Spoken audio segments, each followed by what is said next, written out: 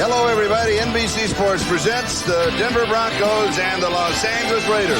This is Charlie Jones along with Randy Cross and Bob Golick. A look at the AFC West. San Diego is leading. They have a very tough finishing schedule. Denver, the Raiders, and Kansas City. You win your last three, you've got a shot. For Denver, John Elway is out with a torn knee capsule. That means that Hugh Mellon will start for the first time since 1992 when he started with New England. Two big matchups in this game. The first one, the Raider defensive line and future All-Pro Chester McLaughlin controlling the line of scrimmage against the Denver O-line. For the Raiders, Jeff Hostetler, the quarterback. He's tough. He's the leader. He has been beat upon, sacked 30 times this year. And the biggest matchup is going to be cornerback Crockett on one side, Smith on the other side, because they're going to blitz the Raiders. They're going after Hostetler. That puts them in man-to-man coverage against the Raiders' speed. Los Angeles Memorial Coliseum, an excellent crowd on hand here this afternoon. It's going to be a gorgeous day.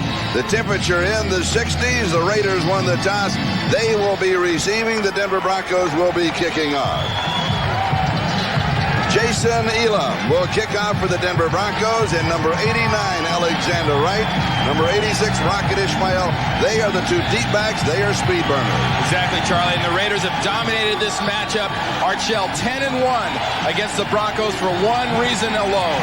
They like to physically beat on the Broncos. The Broncos have to establish themselves at the line of scrimmage to be in this game. The first matchup this year, the Raiders took them out early.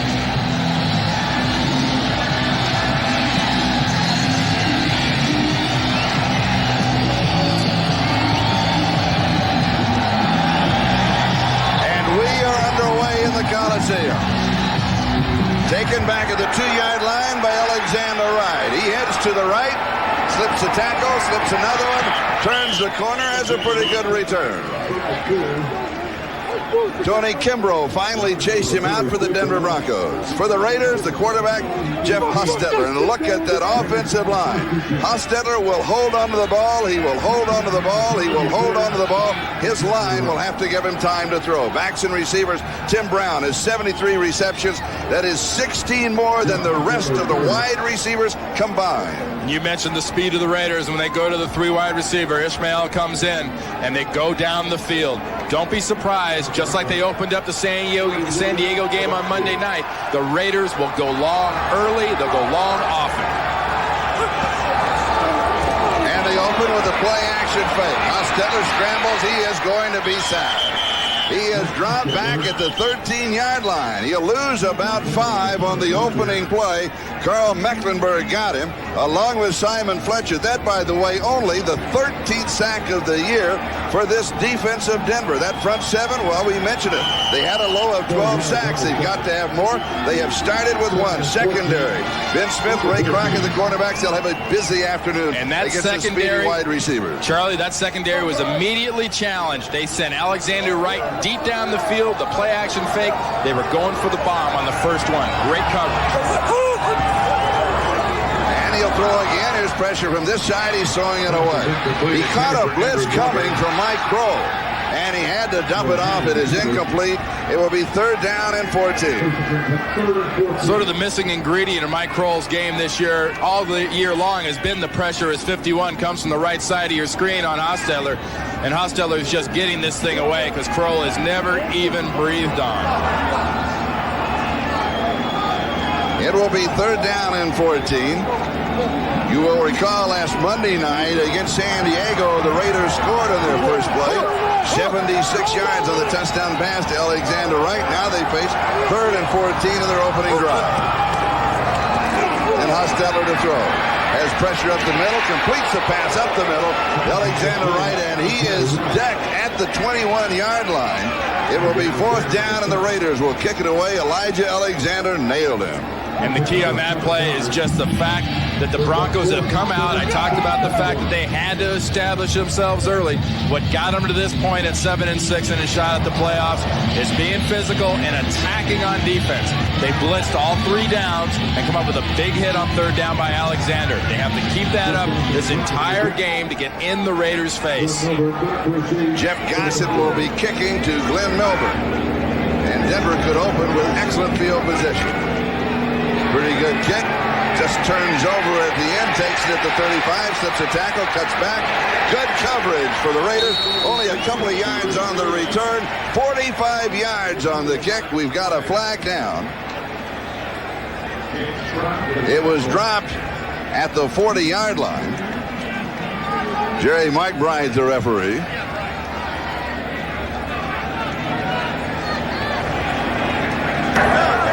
Illegal block, number 50 on the return, 10-yard penalty, first down.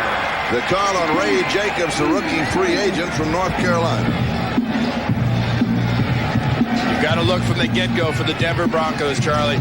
First down for Hugh Millen is going to be just absolutely the most important thing every single time they have that situation for him. He cannot get into 2nd and 10. He cannot get into 3rd and 12, 3rd and 15. This defense will attack, and they'll take him out of the ball game because that man there, John Elway, is not going to play today. And they will open with Derek Clark and Leonard Russell, their big backs, as the two running backs. 27-yard line, first down.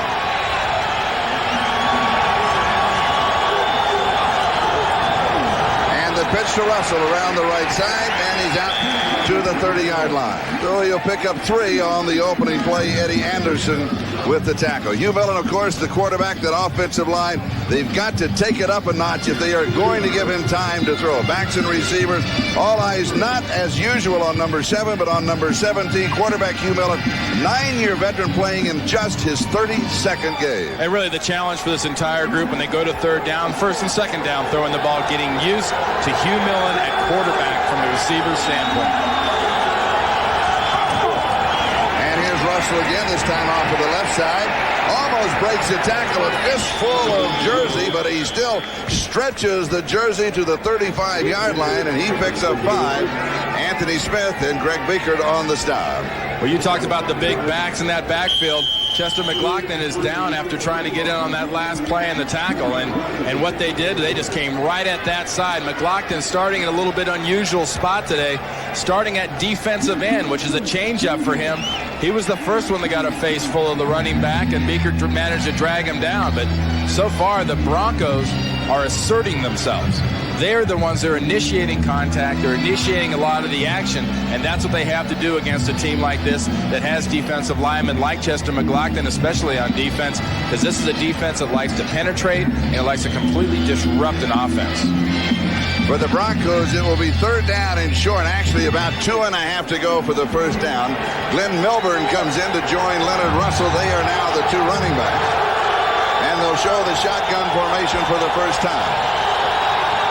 Shannon Sharp says this is what we need, 3rd and 5 or less.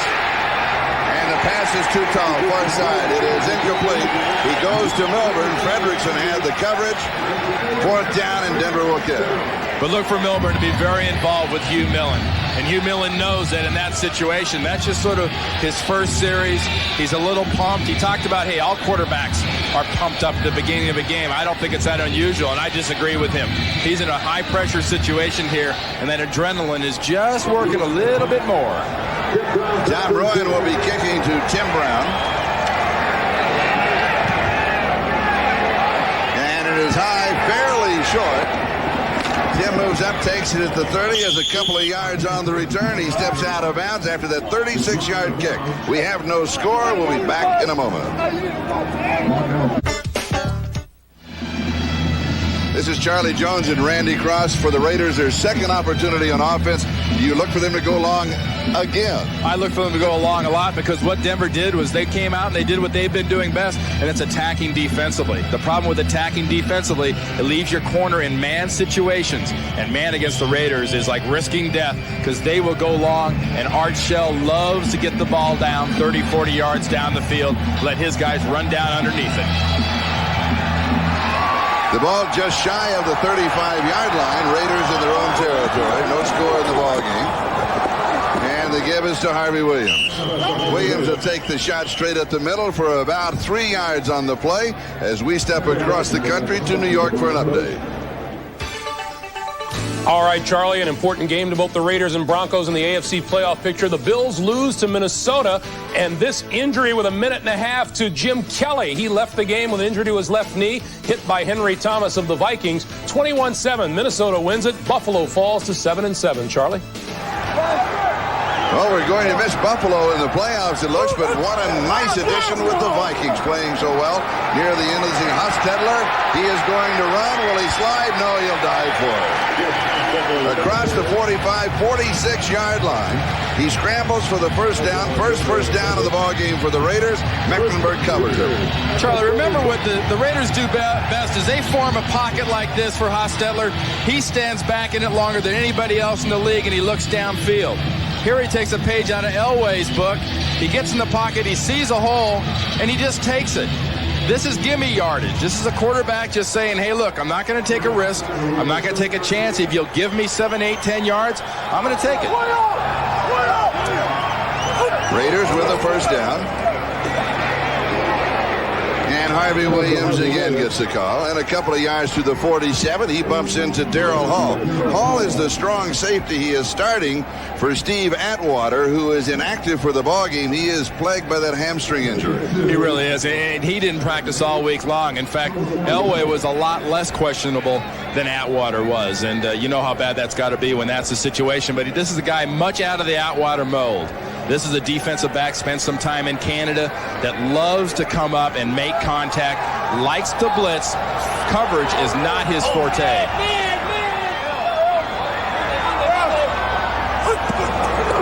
Hostetler to throw on second and long. Pump fake. He goes deep, hangs it up, and it's almost intercepted. Woulda, coulda, shoulda. Dennis Smith had a golden opportunity for his first interception of the year, and he did not make it. Jeff Hostetler has to be thinking right now, what in the heck was I thinking? He's got a defender down around his legs. The inside receiver is Alexander Wright as he heads down the field. He is completely covered. And the only reason he doesn't get both hands on the ball, I don't think he thought he could at the time. And Hostetler had to be begging right about then that it wasn't an interception. Third down and 8.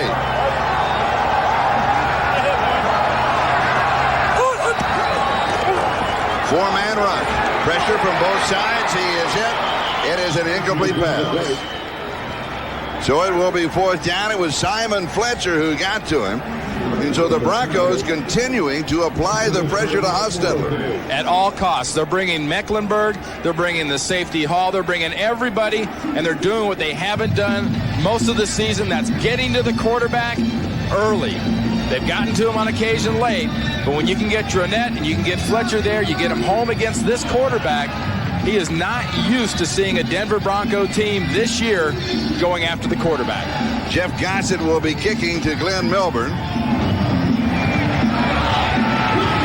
And he fields it at the 8-yard line, and he is going to be out of bounds there, covered immediately by Dan Lamb. 45 yards on the kick, and we've got flags flying at the 50-yard line. That's because of a little tussle.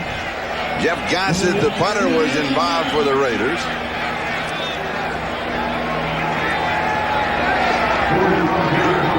Richard Harvey, number 52, applying his last 2 cents. Personal foul, unnecessary roughness on number 51, Raiders.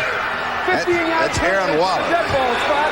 First down, timeout. That is a big foul for the Raiders. That gets Hugh Millen out of a hole and gives them some breathing room. Welcome back to the Coliseum in Los Angeles. Denver Raiders, no score. Chester McLaughlin back in the ball game. He was shaken up just momentarily, and he is back in. Denver has the ball on their own 23-yard line, but Leonard Russell has the remaining back. Sharp comes across in motion, Millen to throw, and he goes to Sharp, and it's incomplete. He was picked up by Fredrickson and Greg Beaker. It'll be second down and 10. Jeff Hostetler on the sideline warming up a little bit. You remember, Charlie, 2 weeks ago, this quarterback went out, had a concussion, had migraines. He's still been complaining a little bit of dizziness and nausea. And if you go after this quarterback, you keep hitting him, you're going to see Vince Evans early in this ballgame. Second down, Milburn now is the remaining back. A quick opener on the left side. And he's going to pick up about 5 yards on the play before he is pushed back. That was pretty unnecessary at the end of that play. Nolan Harrison's very lucky he didn't get a penalty. Let's check out the Raiders defense. Their front seven, 33 sacks on the year. They hope to add to that total. The secondary with their blitz packages, the corner and safeties, they will have a lot of single coverage today. That's not really a big deal for the Raiders, though, Charlie. Terry McDaniel is probably one of the best man-on-men cornerbacks in the NFL right now. And Albert Lewis has made his living in Kansas City and here covering one-on-one. 3rd down and 4 from the shotgun. And again, Denver wants 3rd and 5 or less. They have it here. Far side, and he misses it completely. Now, Shannon Sharp, who's going to Anthony Miller. We've got a flag down on the far side at the 42. It's going to be a little contact out there, I think, on McDaniel. Shannon Sharp told us, he said, with our ball control offense, if we're 3rd and 5 or less, he said, we can eat them up. But they haven't been able to do that so Illegal far. contact foul, number 36, defense. 5-yard penalty, automatic first down. And the Raiders continue to run up their total of penalties. They're trying to set a new NFL record. They need 21 to tie and 22 to break. Well, part of being a good man corner like that, and McDaniel got burned that time and got the penalty, you got to have a little larceny in your soul. You have to be willing to cheat a little bit. You have to be willing to pull on the jersey, cut off the path, do a few things, and risk getting caught once in a while to be a great man corner. The ball at the Denver 34-yard line. It is a first down. We have no score in the ball game. 8:45, time remaining. We're in the first quarter. Russell back as the running back. And he has a sweep to the left side. We've got a flag down. And he's going to crawl for a couple of yards, but it looked as if McLaughlin had cheated his way into the neutral zone. Well, he just sort of fell out of his stance with that new inflection, that new voice he's hearing out of Hugh Millen.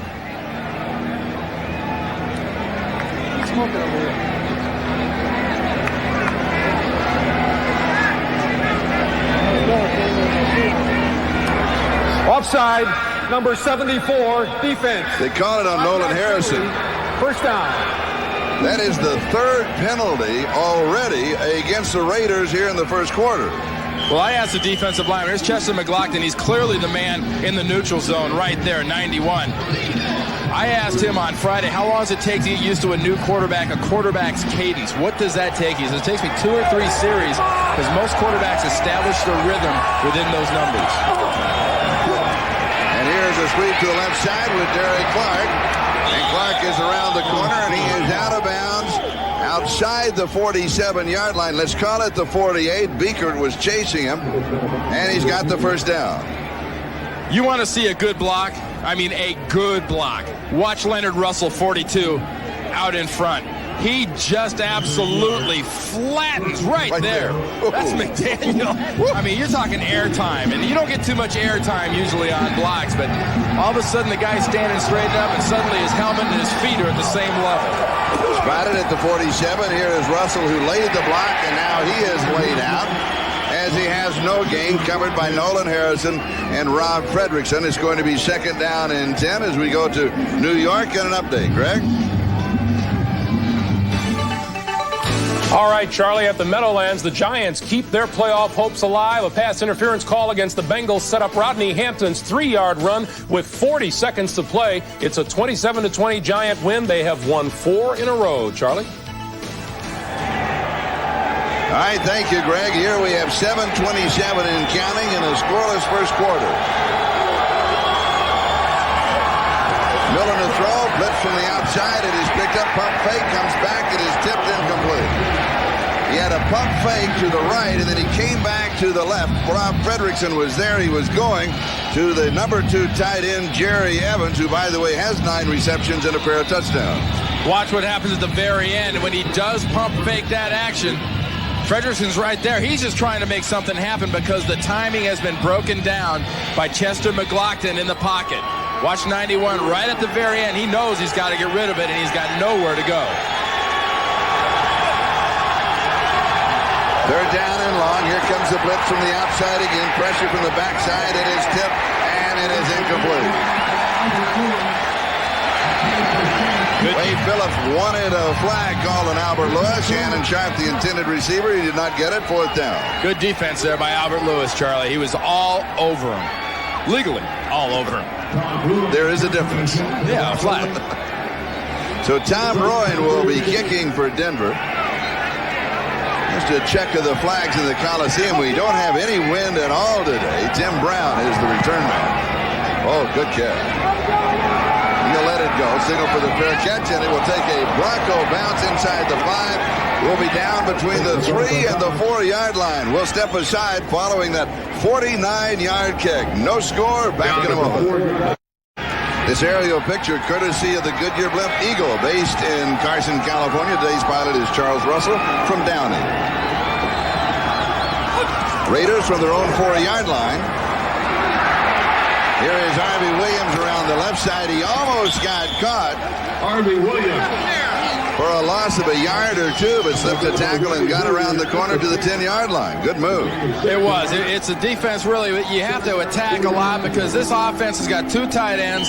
They've got their splits down, and you've got a deal going on where you can be beat by bouncing the ball outside because you're so inside conscious. And actually right there, I think the Raiders got away with at least 2 holding calls on the left side of their line.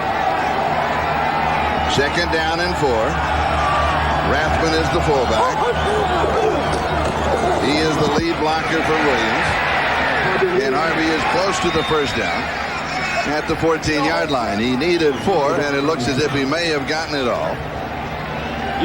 You know, Charlie, some of the time you come out of a game with like 10, 15, 20 plays scripted. Here's the part of the game where you go off the script and you just try to beat on people, come off the ball. That's exactly what Steve Wisniewski did against Mecklenburg.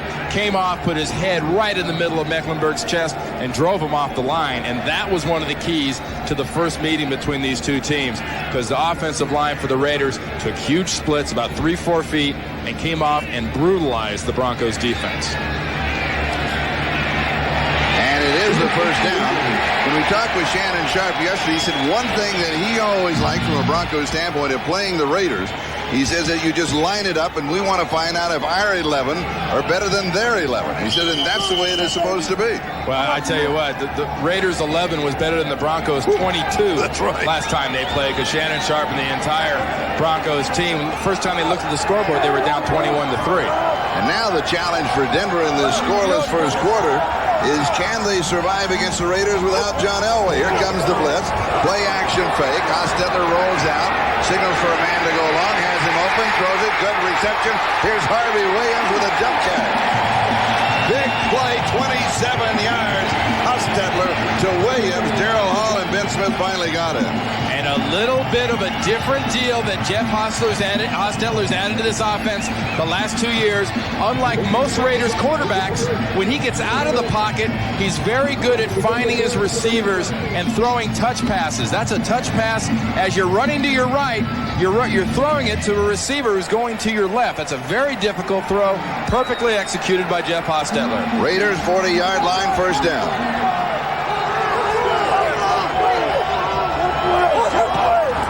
Hostetler to throw. Good protection, and now the pocket breaks down on him, and he is sacked. Shane Dronette got him. That is the 2nd sack for the Broncos, only their 14th on the year. Well, part of the problem and part of the cure is going to be attacking Jeff Hostetler from the Broncos' defensive standpoint. Collapse that pocket. I drew that big U up there early in the game. You want that thing a U. Right there, it turned into a double L quick. See Shane Dronette on the sideline. Came off a little bit banged up, doing a little quick equipment check, it looks like. 2nd and 18.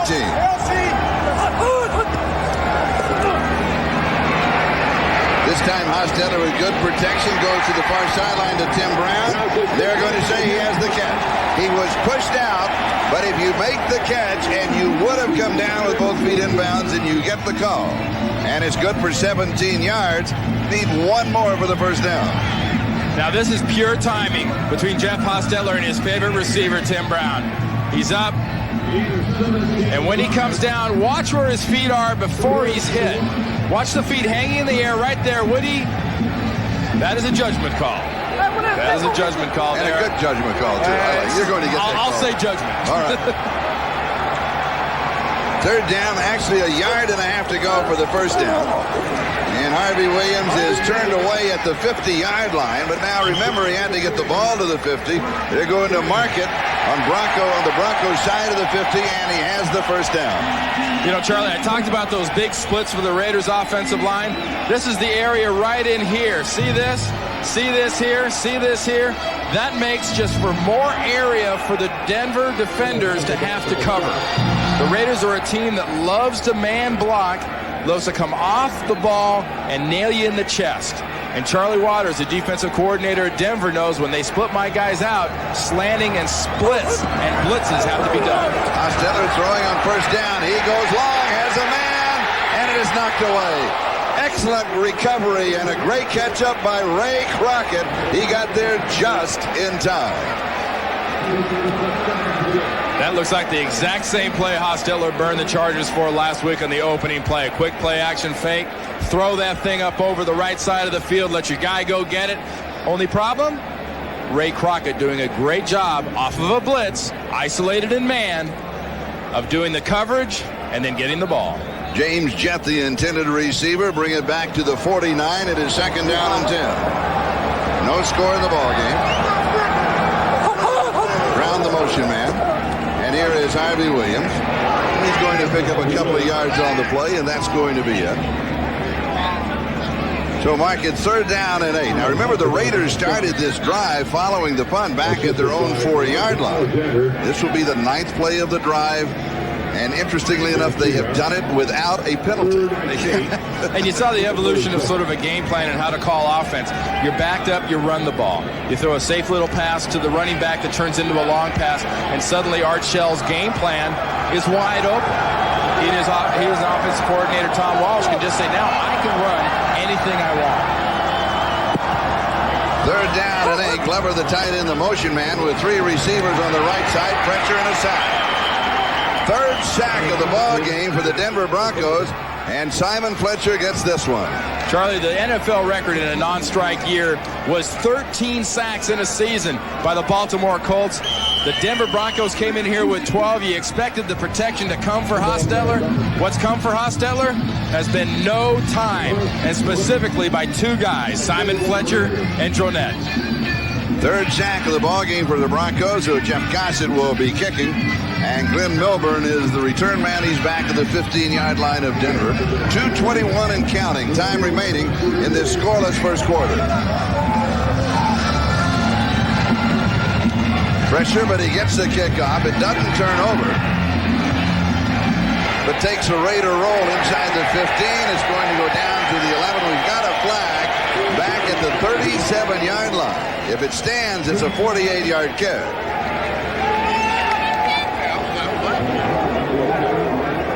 The penalty will be against the Raiders. That is their 4th penalty already in the first quarter. You know something? If we took everybody in the Coliseum, a $1 donation on every Raider penalty, we could retire the national debt by the end of the year. Well, Steve Ortmeyer, you just saw there, the special teams coach from the Raiders, is a lot. Number 67, Raiders, while the kick was in the air, it's a 5-yard penalty from the dead ball spot. First down, timeout. And that is on the center, Dan Turk. There's Ortmeyer. He's like Art Shell. They don't want to take away from the aggressiveness of the Raiders by saying, don't commit a foul. As we were away, as we come back now, there's been a change on the penalty. Of course, it was against the Raiders on Dan Turk, the center, for holding, and now they'll bring it back and re-kick rather than giving him the penalty at the end of the play. Well, as he should have. That was a pre-possession change foul.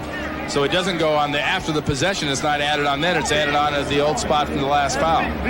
For that last punt right there. Previous spot. It's interesting for me that Dan Turk, the center, was called for holding. I don't know how the heck a center holds on a punt when he's trying to get down in coverage. But no, you're very busy at that time, aren't you? You know, when I said that, Ortmeyer and Art Shell don't want to take away from the aggression, you don't dream that you got something like that happen. You want your guys just to go at it and do it. If they get a penalty of aggression, you can take it. A penalty of stupidity you don't want.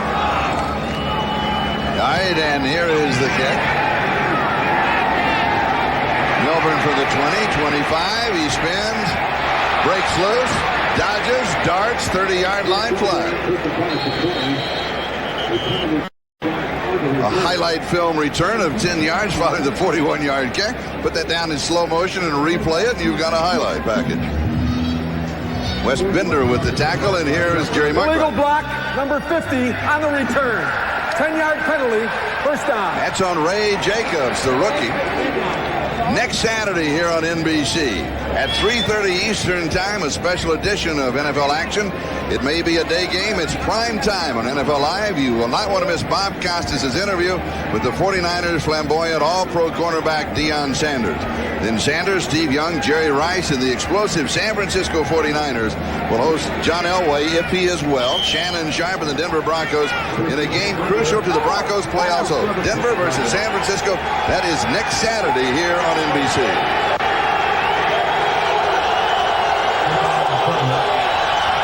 Now from the 17-yard line, here's a sweep to the right side with Reggie Rivers. Rivers across the 20 to the 21, so he'll pick up 4.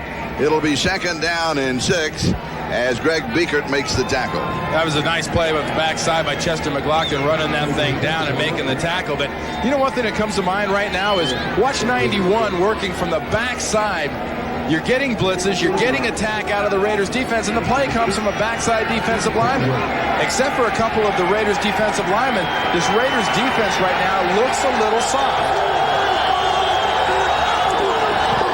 Millen on the pitch. Here's Derek Clark, and Clark is going to be bumped for a loss. It was the rookie Rob Fredrickson against the rookie Derek Clark, and Fredrickson won the confrontation. Well, this play is made by 2 people. Rob Fredrickson's one. Watch right here. McLaughlin comes straight up the field, and watch that Fredrickson's out in this area coming out here. Watch what he does as he forces the ball outside. See McLaughlin penetrate and get up the field. Then the linebacker, Fredrickson, perfect position. You hear the term inside shoulder, played on your inside shoulder all the time. He held the blocker on the inside shoulder, and the runner could not get around him. Third down and 11. Millen from the shotgun. Over the middle, pass is complete to Shannon Sharpe, but he is going to come up about 4 or 5 yards shy of the first down. They needed 11. He could not pick up that much. Shannon Sharpe made the point to you last night, Charlie, that, you know, hey, I haven't practiced all week. I won't be that familiar with Hugh Millen, and he won't be that comfortable with me. But in order for the Broncos to be successful against this manned-up type defense of the Los Angeles Raiders, Millen has got to find a way to get the ball in number 84's hands a lot. Tom Ruin will be kicking to Tim Brown. A low driving kick. Brown takes it at the 38. He's to the 40, and then kind of leans out to the 44-yard line. Only 39 yards on the kick. With a 5-yard return, Jeff Robinson was there for Denver, and we have 3 seconds left in the first period.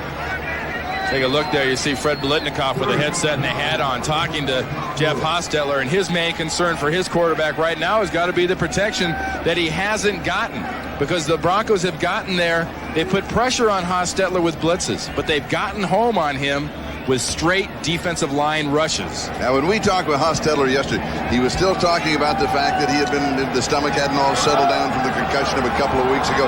Still a little woozy, and he looked thinner to me. Maybe it's the beard that he's got, but he looked a bit thin and on the haggard side. I think it's the grunge look. The grunge look. It may have gotten me. All right, he hands off to Harvey Williams. And Williams will go to the 46-yard line. He's going to pick up a couple as we come to the end of the scoreless first quarter. Denver nothing, Raiders nothing. We'll be back with the second period in just a moment. This is Charlie Jones along with Randy Cross and Bob Golick. A scoreless first period. We start the second quarter. Raiders just shy of their own 46. Second down and 8. Hostetler's taking a bit of a beating as always. They've got to give him the time in the pocket to get this passing game going. Wait!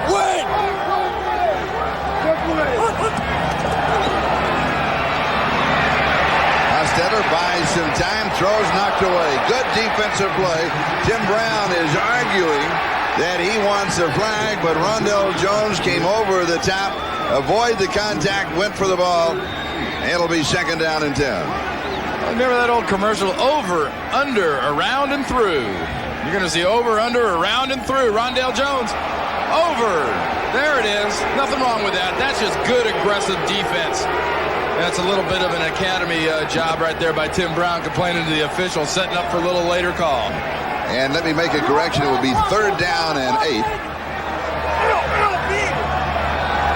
Well, Hostetler had more time to throw there than he has had all afternoon. And he's running out of time here. Slips one bit of pressure, completes the pass. And he'll have the first down. Is there a flag? There's a flag down. It's going to come back. Greg Skrepenak, the right tackle, did the old wrestling move, the full-on takedown on Shane Dronette. But when we talked with Art Shell about the penalties that the Raiders have, this penalty does not bother him. Well, it does not bother him because it maintains the health of his quarterback. Number 78, offense, 10-yard penalty, 3rd down. You know, usually guys in tights and wrestling shoes do this kind of stuff. Watch Skrepenak right here. Dronette's got him going backwards. Oh, yeah. Bear hug, dog pile. And that is the 5th penalty against the Raiders in the first half. But you make the point that Art Shell is willing to take that kind of a thing out of his offensive line. If it means the defensive lineman is going to get a free shot on Jeff Hostetler, especially with his physical condition and the way his head is still bothering him, he'll take that.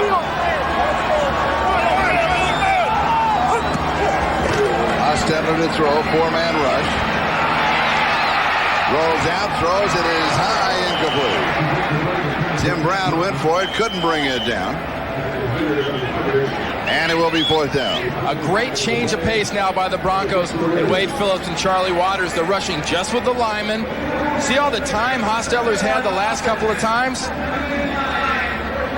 Plenty of time to throw the pass. As you heard Jerry Markwright announce, illegal hand to the face on one of the offensive linemen of the Raiders that was declined by Denver. The ball was on Gerald Perry, the left tackle, but you saw all the time that he has to throw the ball. It's a trade-off. If you blitz, you don't have much time. If you don't blitz, you have great coverage downfield, and that's what the Broncos had, was great coverage downfield.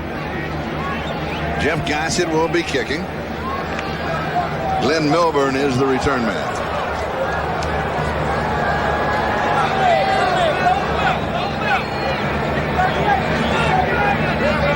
Warm, very pleasant afternoon here at the Coliseum, and absolutely no wind at all.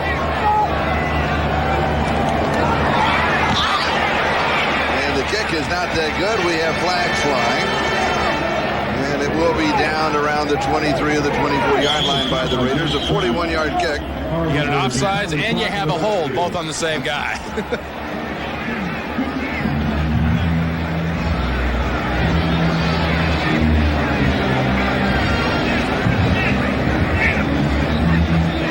I believe that might have been Dan Land coming inside, number 25, jumped off right on the snap and then caused a hold. We have 2 fouls on the play. We have offside. Number 52, defense. We have holding on number 52, offense. Penalties offset, 4th down. Yeah, a pair of 52s will do it again. Now watch the hold as Jones jumps off sides, or Jones is going to hold 52 right here, top of the screen. See that? Now that's a good job. That's another one of those fouls you're willing to take if you're Art Shell, because otherwise you got a block kick.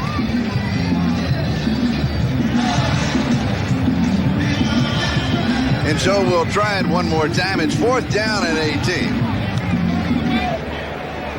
Take a look at Art Shell, the gentleman you saw before with Steve Ormeyer, the special teams coach, and I was going to chew those nails to the nubs.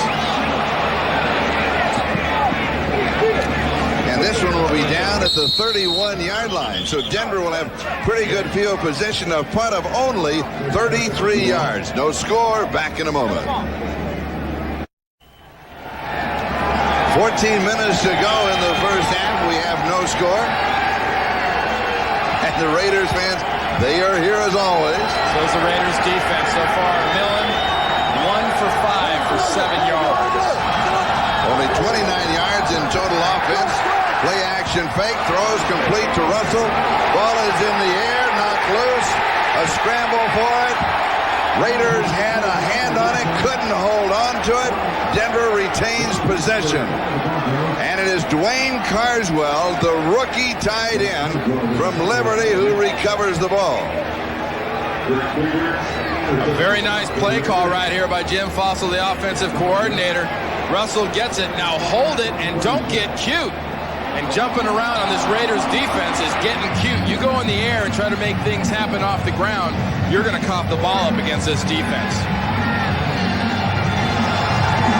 Denver has run a total of 13 plays, and their longest gain thus far is 8 yards. Derek Clark and Reggie Rivers are the running backs. And here's Derek Clark. He's going to come up about 1.5 yards, maybe 2 yards shy of the first down. It'll be third down and short. We're talking about big running backs. We're talking about 2 tight ends. We're talking about a lot of aggressive call playing out of the Denver Broncos. You know, one thing we're not talking much about, and that's Shannon Sharp. When they've got 2 tight ends and they're worried about big backs, that means their best receiver, and probably now that John Elway is out, in fact, definitely now that John Elway is out, their best offensive player not in the game. You've got to have 84 in the game.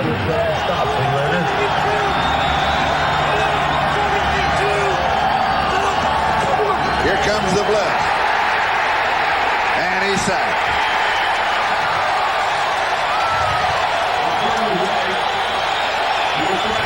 They sent 6 men on the blitz, and a couple are shaken up. 1 from each side.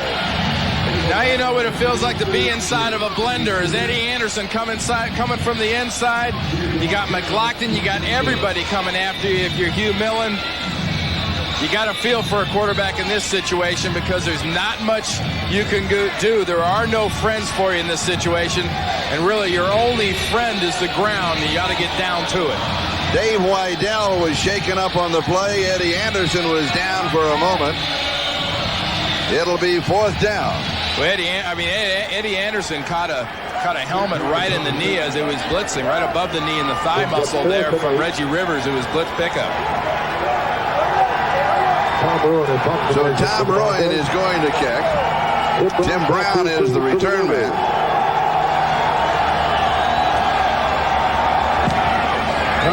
Oh, good kick. Hangs this one, turns it over. Fair catch is called for and taken back at the 15-yard line. 52 yards on the kick by Tom Rowan. Scoreless ball game. Back in a moment. Raiders from their own 15-yard line. Hostetler comes out throwing, completes the pass to Tim Brown at the 20, leans to the 21, and wrapped up by Ben Smith. And that's exactly what you need to do against a defense that's committed to attacking you. Let's take 3 steps. When you get to that 3rd step, watch the ball come out. 1, 2, 3, bang, gone. A rush cannot get near you, Charlie. If you get rid of the ball that quickly, you can play off the guys. You can do whatever you want. But Jeff Hostetler has got to establish a rhythm to this offense. 2nd down and 4. And here's Calvin Jones, his first carry of the ball game. And it should pick up the first down at the 25-yard line. This is a confrontation, of course, in the AFC West. Here are the standings, and San Diego leading, but they've got a very tough finishing schedule. They're playing the 49ers this afternoon, and they're trailing 7-0 in that ball game. Then they go to New York at the Jets, and then they have Pittsburgh at home. So you look at Denver, the Raiders, and Kansas City, and all 3 of them have that same situation. If you can run the table, win your last 3. If San Diego stumbles, you can make the playoffs. You can win the division. But first things first, you've got to run the table and win the last 3. Hostetler looked as if he wanted to hand off on an end around, gives instead to Calvin Jones, and Darrell Hall makes the tackle at the 30-yard line.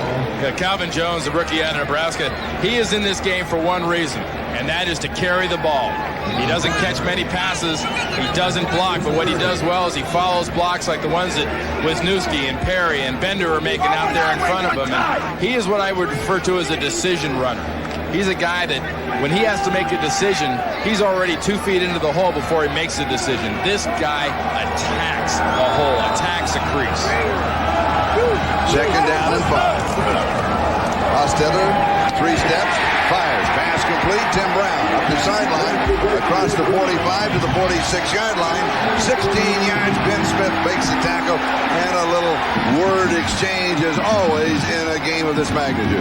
Well, these are good calls by the Raiders using Tim Brown in this fashion. Remember, both him and Ishmael are very good punt returners. Why not give the ball on short little patterns to the Browns and the Ishmaels and let them just go after it? Part of getting after it is getting the guy to let you go. And when he doesn't let you go, you turn the other cheek. In the Raider fashion, you try to run away, but he won't let you. First down, 46-yard line. And here is the handoff to Rathman behind the fake of the reverse. And he goes out of bounds near the 40-yard line. It'll be a gain of 13 and a first down. Now, they showed this play a moment ago as if he wants to hand off to a flanker reverse, but he gives instead to Tom Rathman, and Rathman turns the corner, and he picks up the first down. Watch this battle inside of it. Look at Ben Smith. He is wearing Tim Brown out. Hey, Ben, slight problem. Yeah, guy's got the ball running by you.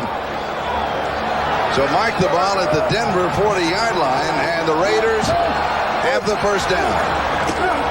And here is Calvin Jones to the far side. Slips a tackle around the corner. He cuts back. He may pick up 10 and a back-to-back first down. Mike Rowe finally got him. That last play we saw Ben Smith, he lost his cool. He's getting into the Raiders' game of being intimidated.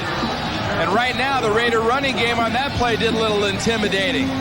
Running and arm tackling equals yardage for the Raiders. Now the little battle on the backside. You're going to hit me in the head? I'm going to cut you down around the legs. 30-yard line, first down. No score in the ballgame. Raiders driving. Play action fake. Lots of time. Now out of time. Sack. Denver. That is their fourth. Shane Dronette again. Shane Dronette and Simon Fletcher are having a year right now on this offensive line of the Raiders. They are all over him, and it's not because of blitzes. This is a straight defensive line rush.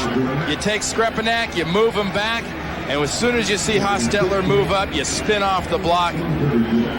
I can't tell you enough of the job that Dronette and Fletcher are doing, because those two guys are about to take the Raiders out of their game plan. They've got to figure out a way of handling those two. What did Shane tell us yesterday? The way we started the season, we thought somebody pulled a dirty trick on us. We were better than that. Hostetler rolls, throws pass incomplete. He had to get rid of it. And Tom Rathman would have been the intended receiver, but the truth of the matter is he was throwing the ball away, avoiding the loss. Well, both these defenses today, Charlie, are doing a wonderful job of mixing up their game plans. You know, from Art Shell's standpoint, they're going with man, they're going with blitz, they're softening up, they're confusing quarterbacks at times. And Charlie Waters and Wade Phillips, what they want to do, especially Charlie Waters. Charlie Waters is an attacking defensive coordinator. That's not quite the personality of Wade Phillips. And when you see this defense attack, it's because of Charlie Waters' influence. Hostetler has completed 5 passes. He's been sacked 4 times. And he rolls left and he scrambles and he heads for the sideline and he gets out of bounds. But way shy of the first down, but he could well put the Raiders in field goal range. And Jeff Jager will come out. He has hit from 46, 47, 50, and 51 yards this year. Well, Charlie, so far these two defenses are playing like you'd think maybe there was something on the line today. There's a lot, isn't there? It's that kind of a ball game. Both defenses are playing excellent, and right now both offenses look just a little confused. And a 44-yard field goal attempt by Jeff Jager to break the scoreless tie.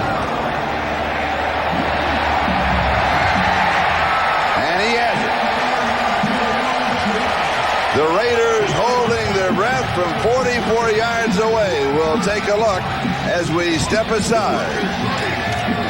The last thing you expect in a Raider-Bronco game, a kicky touchdown contest.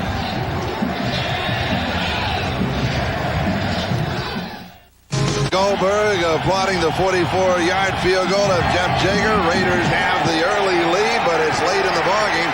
7.5 to go in the second quarter. Is Milburn on the return down at the 19-yard line, where Denver will go to work trailing in the ballgame. But next week, here on NBC, next Sunday, NBC Sports presents an action-packed NFL doubleheader beginning at 12:30 Eastern Time with NFL Live. The big game, the second game in the doubleheader, has been moved to 4 o'clock. That's Cleveland and Pittsburgh. Cleveland, of course, defeating Dallas yesterday 19-14. Pittsburgh defeating Philadelphia today. And what did the Broncos all say about the Cleveland ball game? They beat Denver. That sends Dallas. That sends a message to all of us. And it gives everybody in the AFC a little hope. Yes. You know, if Cleveland can knock off at Dallas, anything's possible this year for the AFC.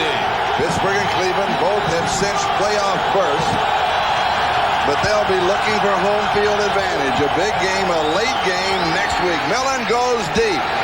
Single coverage. And it is incomplete. Anthony Miller, the intended receiver, and Albert Lewis picked him up. A page of the Raiders going deep on first down. But the way that Hugh Millen's going to be successful is not chunking the ball downfield. He's got to start getting some rhythm and some confidence going. You should take a look at him having 2 completions for 12 yards, getting the short passing game going and going to his reliable, high percentage type receivers. And there isn't a better, reliable, high percentage type receiver, as John Elway knows, than Shannon Sharp. We've got to get this guy involved. If they don't, this offense cannot move the ball.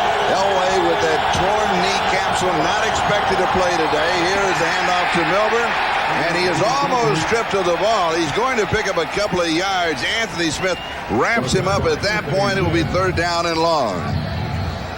Well, look at the possessions of the Denver Broncos the first few times they've had the ball here. It's just been sort of a token appearance and punt, and a lot of that has to do with one thing. We talked about it earlier. Chester McLaughlin and the defensive line of the Los Angeles Raiders right now are stuffing the offensive line of the Broncos. From the shotgun, 5 on the rush. Millen rolls out, buys time, throws on the run. He's throwing it away. He had pressure coming from his backside as he turned and was coming to the near side. And we'll take a look at that pressure. Millen has got to throw his passes on a timing type situation. If he gets out of the pocket, he is lost, I think. Not used to moving around. And when you've got a young linebacker like Fredrickson bearing down on you, he does the smart thing. He gets the ball high, gets it out of bounds. Tom Ruin will be kicking to Tim Brown. Tim Brown, of course, a former Heisman Trophy winner. And here is the kick.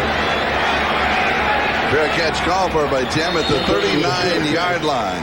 39 yards on the kick. We'll step aside. Back in a moment. One of the world's most enduring symbols, the Goodyear Blimp Eagle, has been providing these beautiful aerial pictures this afternoon as it flies above the Los Angeles Memorial Coliseum, and it looks down on a scoreboard that says Raiders 3 and Denver nothing. And the Raiders from their own 40-yard line. Here's Harvey Williams. Williams breaks clean to the 50, 45, 43-yard line. 17 yards on the play. This is a play designed to go outside. The counter play is designed to go out in here. Watch a crease open up just to the right of the goalpost. Harvey Williams makes his decision.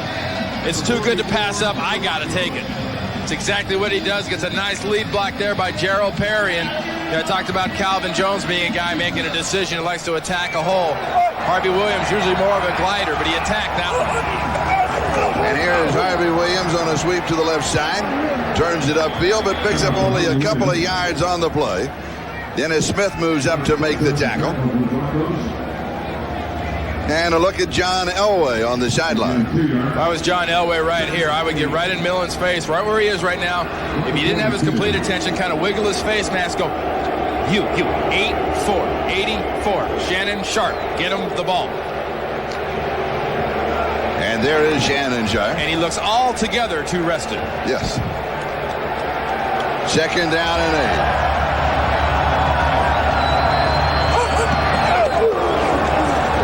Hostetter looks right, left, comes back right as Rocket, and he hits it. Rocket Ishmael. Ben Smith had the coverage. He beat him for 23 yards. Part of the development, part of the maturing of this Raiders offense here in 1994 has been Jeff Hostetler getting more comfortable in the last month or so with this young wide receiver Ishmael, learning what he does well and changing things up. People go into the game saying, we got to stop 81, we got to stop Tim Brown. Well, there's another Notre Dame receiver on this Raider team who's accomplished a few things himself, and Hostetler is finding them. Rocket said we simply were not on the same page. I talked to him and said, oh, now I understand where you want me to be. And he has been there, and he has been hitting him. This time it's Harvey Williams on the ground. He goes to the 15, a gain of 4. It'll be second down and 6. And Rocket has really been hot. In the last 4 games, 10 receptions and 4 touchdowns. And a lot of that has to do with, just like you said, he and Hostetler are deciding that in order to expand this offense and go further and do what they want to do, they've got to get more people involved. And why leave a weapon like this that can do so much after he catches the ball? After they catch the ball, Tim Brown and Rocket Ismail are as good as anybody in the AFC. But the first drive that the Raiders have really found a rhythm on, and they have a flag. Dave Wyman bringing down Harvey Williams. It will go against Los Angeles. That's a holding call right there, Charlie. Thrown by Jerry Markbright, the referee. And that will be their 6th penalty. Offense. Plus 2 that were not accepted. Second down. A penalty against Don Mosbar working at center. Mosbar has been bothered by a bad ankle. In fact, the last couple of games he's had a hard time finishing things up, mainly because they can't push off that ankle. And you see what the Raiders, I guess you'd say, accomplished last week. if you accomplish 17 penalties. You know, they complain a lot here in Los Angeles of some sort of a paranoia that the league's after them. People want to call penalties. I disagree. I think this is a team that plays hard but commits an awful lot of dumb mistakes. Hostetler to throw. Tim Brown, little inside fake. He goes out of bounds at the 13-yard line, maybe the 12. A gain of 13. It'll be about 3 yards shy of the first down. Dennis Smith and Ray Crockett finally stop it. And once again, it's Jeff Hostetler throwing a good timing pattern. Look at Tim Brown. You see that technique? People think being a wide receiver is just sort of going out there and catching the ball. And that's a wonderful job by Tim Brown, the shoulder fakes and the shakes. 3rd down and 3, well within field goal range. Tim Brown, the motion man. He is being picked up by a spy on the other side. This is knocked away. Pass is incomplete. It will be 4th down, and Jeff Jager will come in with a field goal attempt. Simon Fletcher knocked this one away. You know, the reason they're going to kick a field goal here is the technique and the hard work of Tim Brown. Watch number 81, the inside receiver. Push off, push off. See the shakes and the moves and what that has to do to a defensive back. I made the point at the beginning of this game that the corners are challenged because of the man coverage. Those shakes and those moves give you some idea how difficult the corner's job is staying with the wide receiver. 29-yard field goal attempt by Jeff Jager. And this one is a bit on the low side, but he nails it through, as he has now hit from 44 and 29 yards, and the Raiders move on top of Denver in the ballgame by a score of 6-0. Wednesday at 9/8 Central Time, be sure to catch Bob Hope's Christmas show. Bob will be joined by the 1994 AP All-American team, Tony Bennett, Lindsey Wagner, and the 1995 Rose Queen. Plus, see the greatest moments from his all-time Christmas shows. That's the Bob Hope Christmas show, Hopes for the Holidays, Wednesday at 9/8 Central Time here on NBC. So offensively for the Raiders, it's been just a pair of field goals. Denver's defense has taken up the slack, but their offense has not in any way, shape, or form replaced the missing John Elway. Well, so far in that last drive, Charlie, the Raiders offense at least established a personality. They ran the ball, they completed passes, and they ran some timing stuff. Right now, Hugh Millen and the Denver Broncos offense there's more personality in a mannequin in a store window than there is in this Denver Broncos offense right now, and that's directly attributable to the fact that John Elway isn't there and that Hugh Millen's in there, and this offense is very uncomfortable with their quarterback, and their quarterback seems very uncomfortable at decision point right now for the Broncos. Raiders lead it 6-0, 3 minutes and 11 seconds left in the first half. Moving up on the return is Glenn Milburn. Milburn to the 29-yard line where he has stood up there, and he may get to the 30 where they'll spot the ball, and Denver will go to work now with 3 minutes and 2 seconds left in the second quarter. Let's look at an offensive comparison here. Now, what's that tell you right now? I talked about a little personality. Now, the Raiders aren't tearing things up. They're making mistakes. They're making dumb mistakes. They're getting penalties. But they're moving the ball. They're getting some first downs. Denver right now has got no rhythm and has got no personality. Reggie Rivers and Derek Clark are the running backs. Rivers goes in motion. Three-step drop pass is complete. Pass is complete to Shannon Sharp. And he goes to the missing man, Shannon Sharp. And he has to be the key point. You've mentioned this a couple of times. He has to be the main man. And you have to be willing to take these kind of passes with Shannon Sharp because, after all, he's sort of the hybrid tight end, and you're going to throw the ball short to him, and he's going to get some 1-yard gains, some 2-yard gains, some 3-yard gains. He's very, very dangerous for a tight end after he catches the ball, and he's especially deadly up the seam. His second reception of the ball game, 2nd and 7. Millen stands in over the middle. It is Shannon Sharp. He's got the first down, 47-yard line. Well, we showed you a little while ago, John Elway in Hugh Millen's face, and I made the point about Shannon Sharp. Maybe that's what he did tell him. Find 84, and let's get him the ball and get this offense going. And Shannon Sharp is playing on a left foot that he'll have to have operated on with bone spurs, a right ankle that is bothering him, and a left knee problem. But he can get it done. 2-minute warning. We'll be back in a moment. Well, they're getting the ball to Shannon Sharp, and they're showing a little personality. Watch the center, Waddell, working against McLaughlin here. You don't put up with any guff. Things get a little physical. You take a guy's helmet off, and you go back after him. Sharp has 3 receptions. This time it's Reggie Rivers who pulls it in, and he goes out of bounds, Raider territory, outside the 46-yard line. Terry McDaniel was there, and that stops the clock. 1:54 time remaining. Hey, Simon, we're not keeping you up, babe, are we? Simon Fletcher. It's those quick naps. That's a power nap there. That wasn't a quick nap. But right now, this offense for Denver is not. They are not napping much at all. They got some rhythm, and what do you know? They're getting a little personality moving this ball. 2nd down and 4. Play action fake. Here's pressure. Flag is down, as is the quarterback, Hugh Millen. But there was a marker dropped at the 47-yard line. Rob Fredrickson, the young linebacker, he just shed the block immediately, was right all over Hugh Millen. Offside, number 93, defense, lined up in the neutral zone. 5-yard penalty. That is Jerry Ball, and that is the 7th penalty. 2 have been declined against the Raiders in the first half. That is the kind of penalty that drives Art Shell to distraction. Yeah, really it is. To line up like that is sort of inexcusable. And even for a Jerry Ball who's made his living his entire career of crowding the neutral zone as much as it is. In fact, he's big enough to be his own neutral zone by himself. So rather than the sack and the loss, it's a first down for Denver. You can't get any closer than that to the ball. Millen with the blitz coming up the middle. It is Shannon Sharp, 25, 20, slips a tackle. He's to the 10, he's to the 6-yard line. 35 yards on the play. And Shannon Sharp has his 4th reception of the ballgame.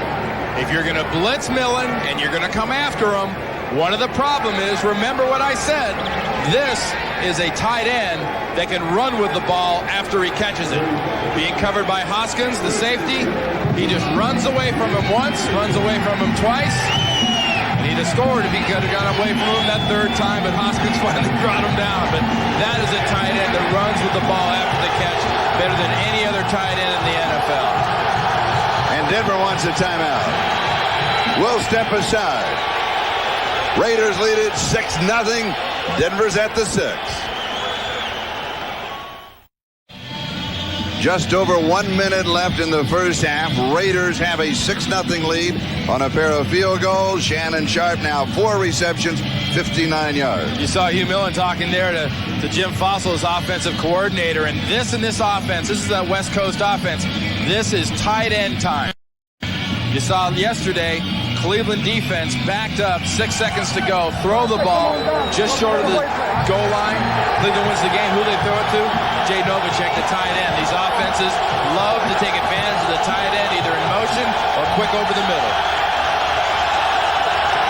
First and goal. The handoff inside to Reggie Rivers, and he is stuffed at the 10. Chester McLaughlin was waiting on him. Well, Chester McLaughlin almost gets his handoff. He and Nolan Harrison are all over the backfield. I mean, when you lose 4 yards, that means the defensive tackle is making the stop at the exchange point in the backfield. 40 seconds and counting. Second and goal at the 10. They're going to attack you like this, Charlie. You got to think maybe play action would suck up a few defensive linemen and linebackers. Russell in motion. Denver 2 timeouts remaining. Here comes the blitz and the sack. Winston Moss. He got it. That is his first sack. A flag dropped at the 2-yard line. And I think you're right, Wade. I think that's defensive holding against the Raiders. Holding number 24, defense. 5-yard penalty. Patrick Bates. First down. Wow, is that big. Denver offense just really starting to feel their oats, moving the ball. The Raiders start attacking and stop him. And look, who they holding? Shannon Sharp down the field, past the 5-yard line. And that is the 8th penalty against the Raiders in the first half. I'll tell you one thing about Shannon Sharp. He will run on you. He will make moves on you. And he's like his brother. He will talk to you when you make a mistake. And he was all over Patrick Bates about that hold. You saw him nodding at him. Sharp is coming out of the lineup. Derek Clark and Reggie Rivers are the running backs. Play action fake. Millen scrambles. In trouble. He throws underneath the coverage. A flag is down. 2 flags are down in the end zone. I really think that he was throwing it away because he couldn't get to the receiver. Who do you think Winston Moss thinks it's on? Pass interference, number 99, defense, in the end zone. First down on the 1-yard line. Now, what do you think Winston Moss told us yesterday? And I know he's disappointed because John Elway is not making the play because he said, you know, I hate John Elway. I don't like John Elway. I said, have you met him? He said, no, but I don't like him. There's Winston Moss. That is a good call. That is clearly pass interference, trying to guard Reggie Rivers there. The beginning of this drive was all of the Broncos making. The last 2 plays are all of the Raiders making, and it's a negative making right now for the Raiders, giving this Bronco offense the ball on the 1-yard line. This is not a power-running offensive line. They have to do it outside. First and goal, play action fake. And it is incomplete. And Chester McLaughlin was in that backfield in a flash and was all over Hugh Millen on that play. So it'll be second and goal. Jerry Evans, the intended receiver. Charlie, this is a young defensive tackle. Chester McLaughlin is taking his place right now among the elite at his position. Middle of the screen, watch Millen drop back and get immediate company. Chester McLaughlin working against Dave Waddell. You saw Waddell rip his helmet off earlier, and right that time he kind of ripped Waddell right back into the quarterback. 12 seconds left in the half. It is not there. A loss of a yard, maybe of a yard and a half. Denver will take a timeout. 8 seconds left. Reggie Rivers is dropped by Jerry Ball. Remember what I said 2 plays ago, Charlie? This is not a power-blocking offensive line. What it does best is run outside because they move a little bit, but they are not very strong. They get penetration in the middle. And look at the penetration by Fredrickson and McLaughlin and Ball. And a player is down for the Raiders. That's Chester McLaughlin down on the field. Now that is the second time that he has been nicked in the ball game. And the first time you thought he caught a stinger in the first quarter. Yeah, I'll tell you what, if that guy's down on the ground, he doesn't get hit down by a BB. You got to bring yourself a big old howitzer shell to put 91 on the ground because this guy is strong. There's a lot of guys out there that are big. Chester McLaughlin, remember, we stand next to this guy. This guy he's big. He's big package big. Yeah. I mean, he's got a big head. He's got big shoulders. He's got big everything. Big shadow falls across you with the sun's behind. And now the Raiders want to take a timeout. You saw McLaughlin running that arm around a little bit. That's to get that stinger runs down that shoulder and you lose a little strength in your arm. That's the exact reason he's having his arm pulled and his head his head is being worked right there is to get the blood and get the feeling back in that shoulder. Coming up at halftime, the Domino's Pizza NFL Live halftime report. Greg Gumbel, Mike Ditka, and Joe Gibbs will update you on all the scores and highlights and the playoff picture. It is really exciting. Plenty of key games being played today. We'll also have Bob Costas' interview with Ken Norton Jr. of the 49ers. Norton talks about the strained relationship with his father, Ken Norton Sr., the former heavyweight champion of the world. It's all coming up at halftime. McLaughlin back into the game right here. Now he can come back in because the Raiders took the timeout. They bought him back in the ballgame with the timeout. That's what they did. Now with McLaughlin back in, you see Jerry Ball's in there, that whole defensive line. This Raiders line will attack low and hard. The Broncos don't block well low in the middle. You got to run outside, or you got here with Shannon Sharp. Why don't you let him score the touchdown? It will be third down and goal when we get back to the ball game. Now, Jerry Ball had come to the side to shout some instructions or to take some instruction from Art Shell, and then he had gone back out, and Denver was kind of wandering out of the huddle. And Jerry Markbride came over, and now we'll put it all back together and start over one more time. Watch two things. Keep an eye out for number 84, and watch the penetration of the defensive line of the Los Angeles Raiders. Shannon Sharp is on the flank, and now he comes across in motion. Millen rolls. He's looking for him, looks back, and he's throwing it away. He got to the sideline. There was nowhere to go. It'll be fourth and goal at the 2. And, Charlie, he was trying to get that ball to Shannon Sharp in the back of the end zone. And we have 1 second left in the first half. And Jason Elam will try and pull Denver within 3. Now, he has already hit from 54 yards. This one is from 20. You don't think Wade Phillips on the sideline telling me either go down, get out of bounds, or throw it and stop that clock, do you? And hurry. Make up your mind. And the Raiders will now take a timeout.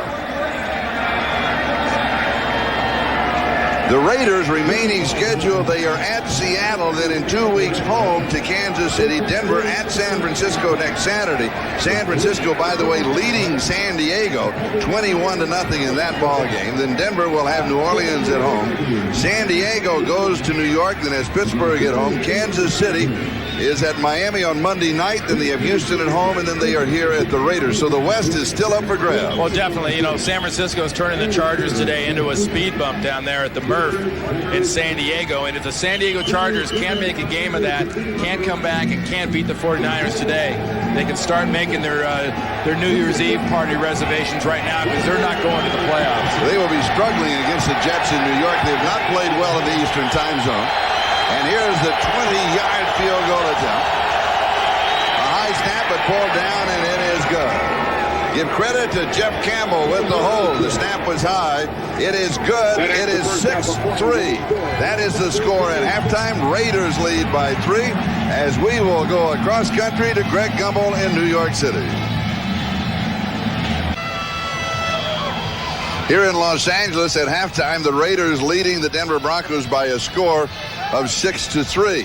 And in case you joined us late, John Elway not playing in the ballgame, Hugh Millen the quarterback, and my feeling is that Denver is playing just about as well as they possibly can without John Elway. Their defense really has picked it up. If you love offense, you haven't seen a game you really like, but if you like defense, the defenses on both sides of the ball have really played exceptionally well. I think there's two things you got to look at. One is the Raiders can't make the mistakes that they made penalty-wise in the first half. Really some dumb mistake. What, 9 penalties? 9 penalties in the first half, and there were 2 declined. I mean, it should have been 11. You can't have that. The other mistake I think the Raiders can make right now is letting this Denver team hang.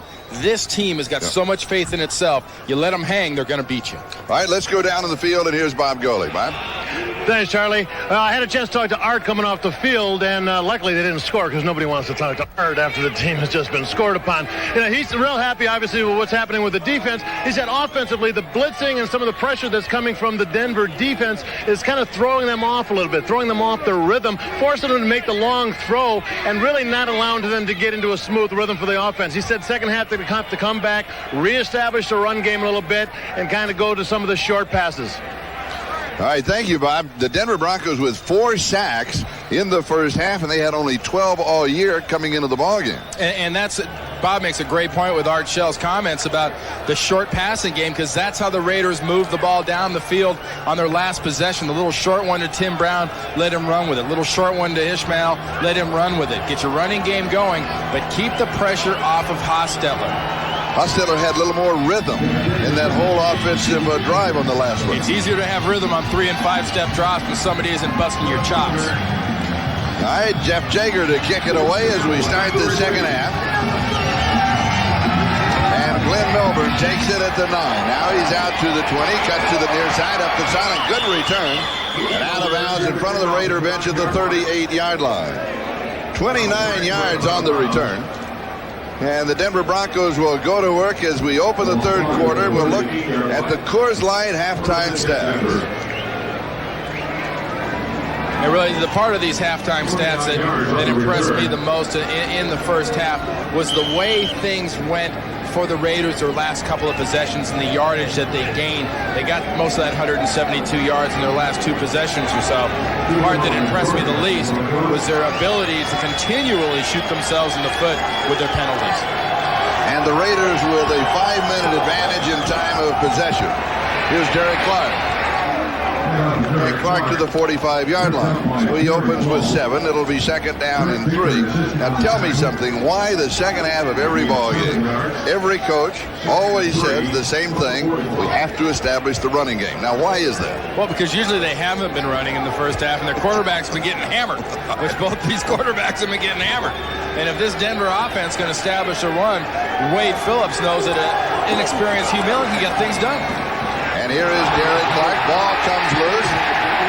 It is recovered by the Raiders at the 43-yard line. First turnover of the ball game. Patrick Bates recovers the fumble.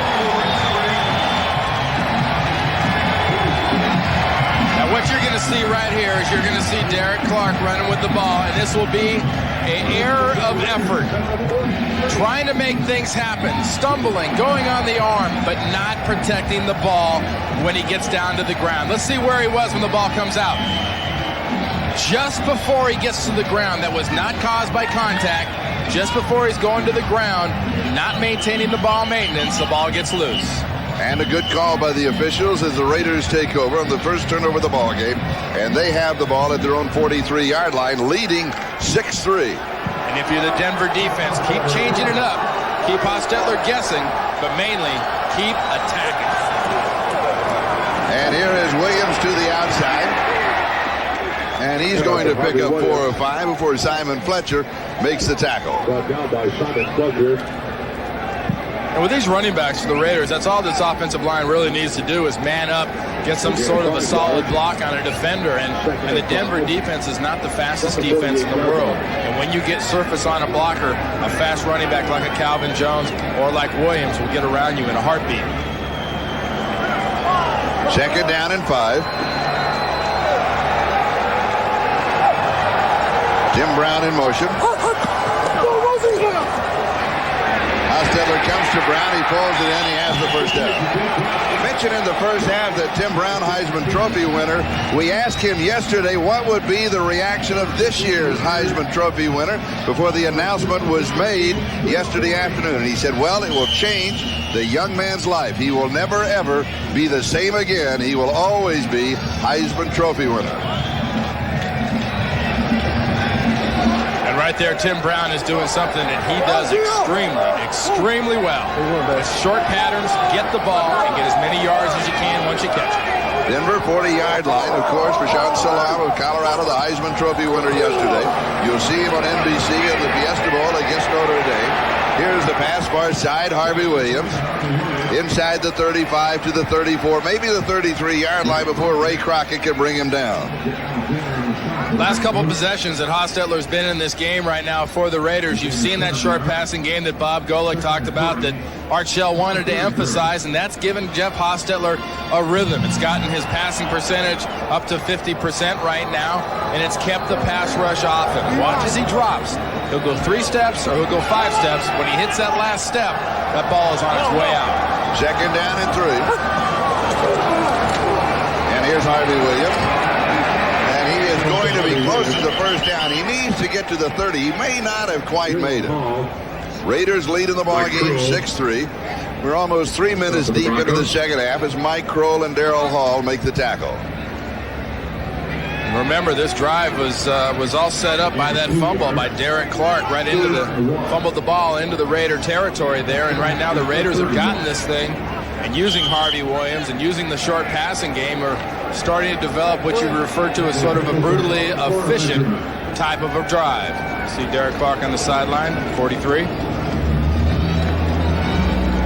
They'll bring the chains out for the measurement. And it's exactly what, hold on to the ball. Hold on to the ball. Ball maintenance. Don't try and make too much out of it when it's not there. Third down.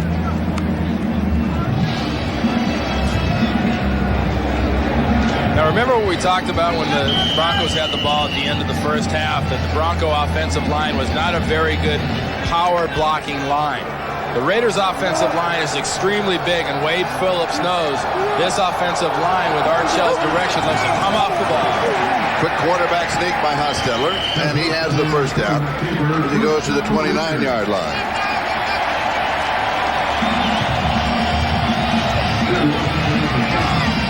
See, remember last time the sneak was run on a regular basis by Denver, John Elway gets hurt. Difference is on this play, Jeff Hostetler is getting that push up the field, and where Elway got hurt last week against Kansas City, things collapsed on him from the outside. He got such good push there, did Hostetler. There was no one to collapse on the legs as John Elway had happened to him last week. First down, 29-yard line of Denver.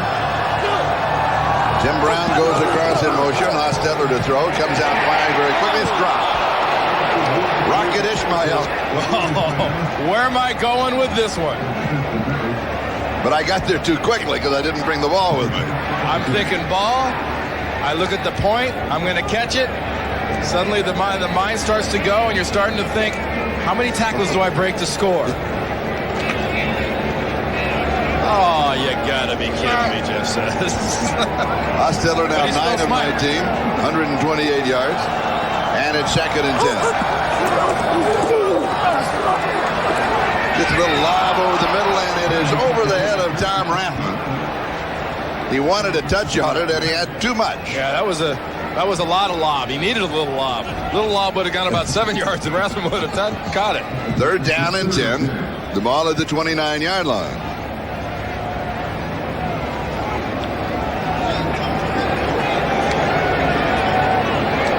So Hostetler has been struggling. He has had more time to throw here in the second half than he did early on in the first half. And that's been because of the timing patterns. I mean, his statistics look bad. It's not so much that he's throwing the ball bad. It's the great job that the Broncos have done confusing and blitzing. Now he stands in, and this one is incomplete at the 18-yard line. Ishmael, the intended receiver, had a shot at it but couldn't pull it in. So it'll be 4th down. And Jeff Jager will come out with his 3rd field goal attempt of the afternoon. This is set up. He can't step into this throw because Harold Hasselbeck, 96, right there, puts one right in his chops as he goes to throw the ball. I mean, Ishmael is open. He could have gotten that ball, but Hasselbeck disrupts the throw. And a 47-yard field goal attempt by Jager. He is hit from over 50. And this one comes back inside the upright, and it is good. So Jeff Jager 3 for 3 this afternoon, and the Raiders lead it 9-3. Jones, Randy Cross, and Bob Golick. Jeff Jager will be kicking it away. Glenn Milburn and Jeff Campbell are the deep backs on the return for Denver. They now trail 9-3. Here at the 14-yard line is Milburn out to the 20, the 25, and he's out of bounds at that point, where Denver will go to work. Next Sunday, a big lineup here on NBC. New England Buffalo, San Diego against the Jets. If you're watching the West, that is a big one. The Chargers are losing 21-3 at halftime to the 49ers. The big one in the second half is Cleveland-Pittsburgh. Houston, Kansas City also, of course, involved in the West. Cleveland and Pittsburgh, they are both in the playoffs. They will be fighting for home field advantage. Big ball game. Cleveland coming off with a win over Dallas yesterday.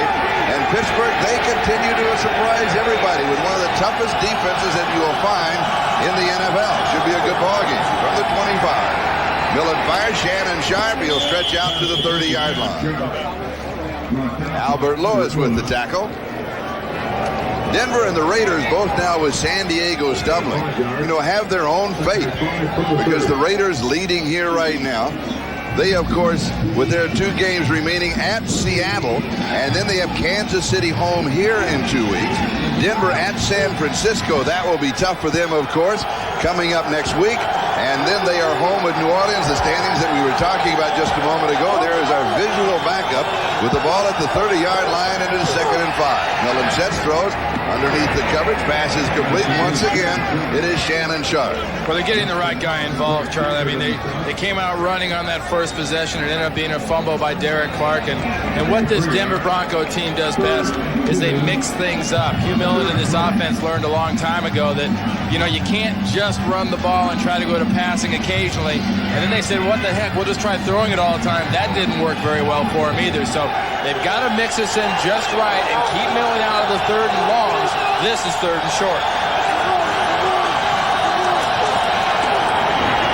A flag is down. Reggie Rivers will be close to the first down if the play stands up.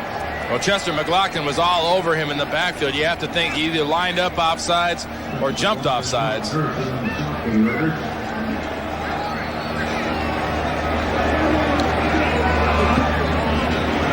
Offside. Number 94, defense, lined up in the neutral zone. That is 5-yard Anthony penalty. Smith. First down. That is the 10th penalty of the ball game.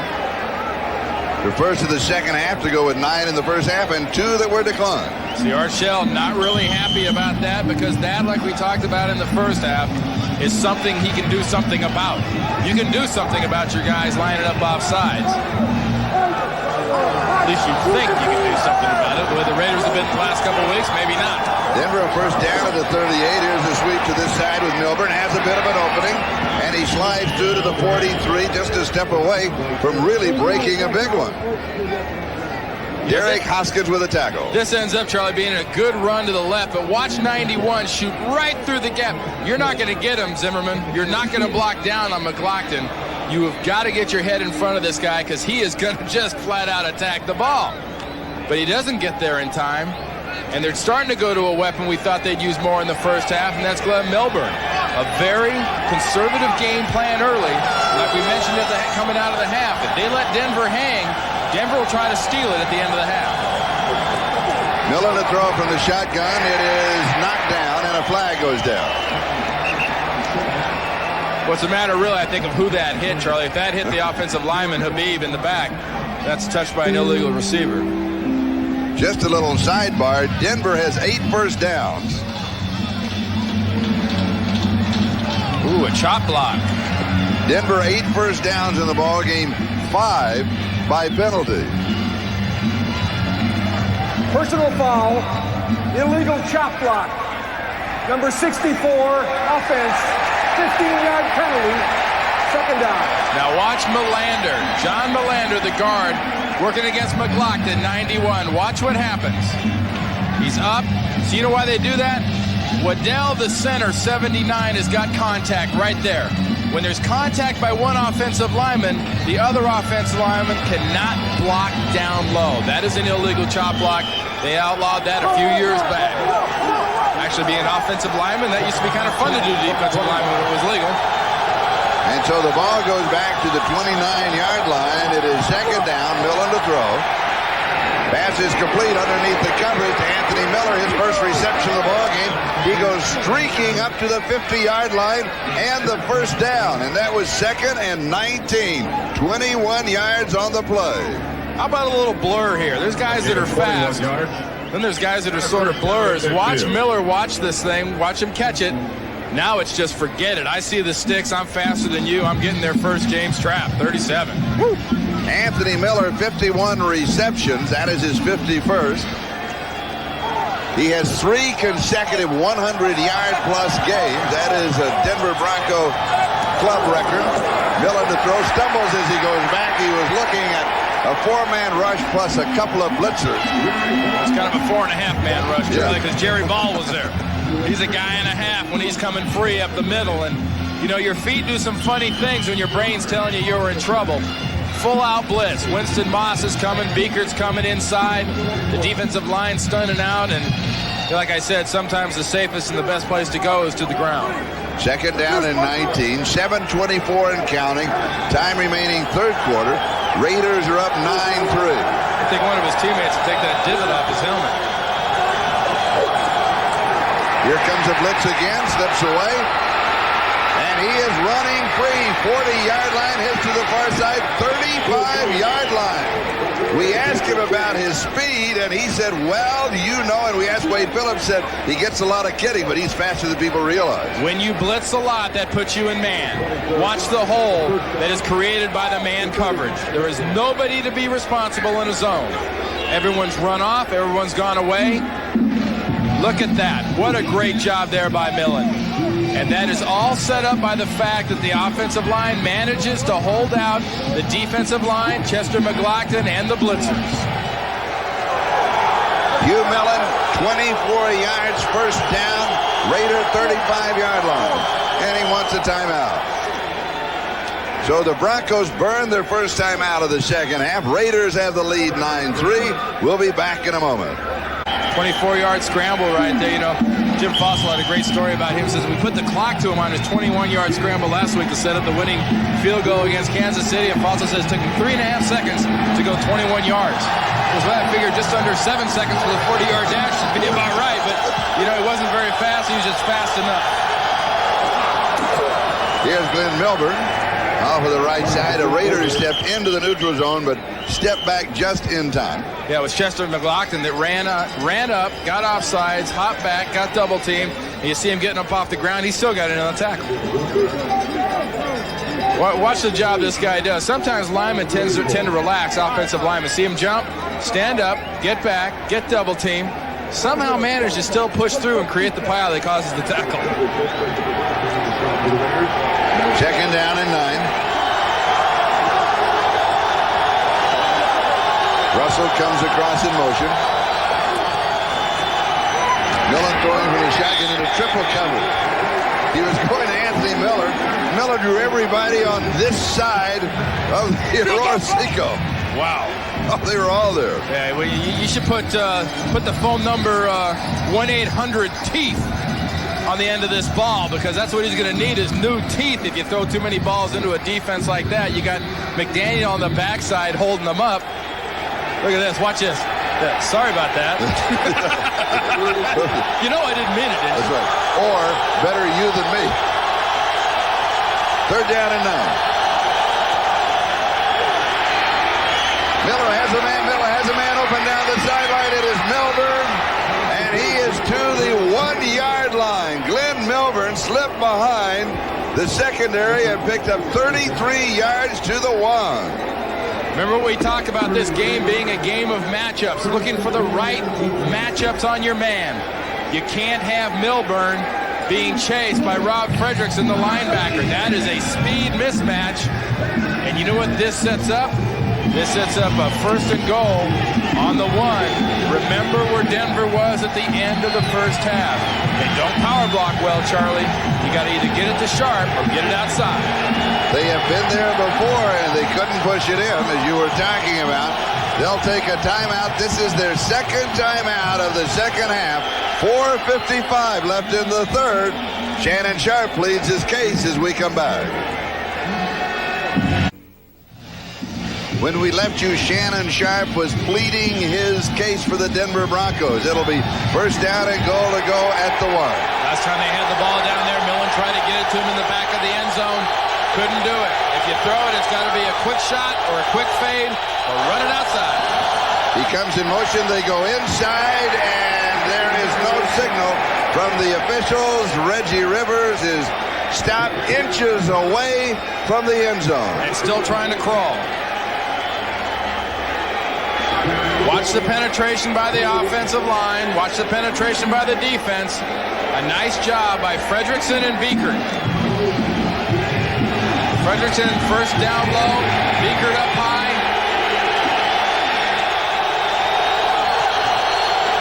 It's offsides right now. handoff inside to Reggie Rivers, and he is stopped. And actually, he's going to lose about a foot. Beekert again was there for the Raiders. Albert Lewis saying, I have the football. The officials say, congratulations, belongs to Denver. Remember last time we were down here at the end of the first half? Yeah. The job of the penetration by the Raiders defense. Watch that. Is that attacking? Wow. Did you see Andre Bruce? He just took Kurt Sprafford, the offensive tackle, and pasted him back on his rear. Third down, goal to go.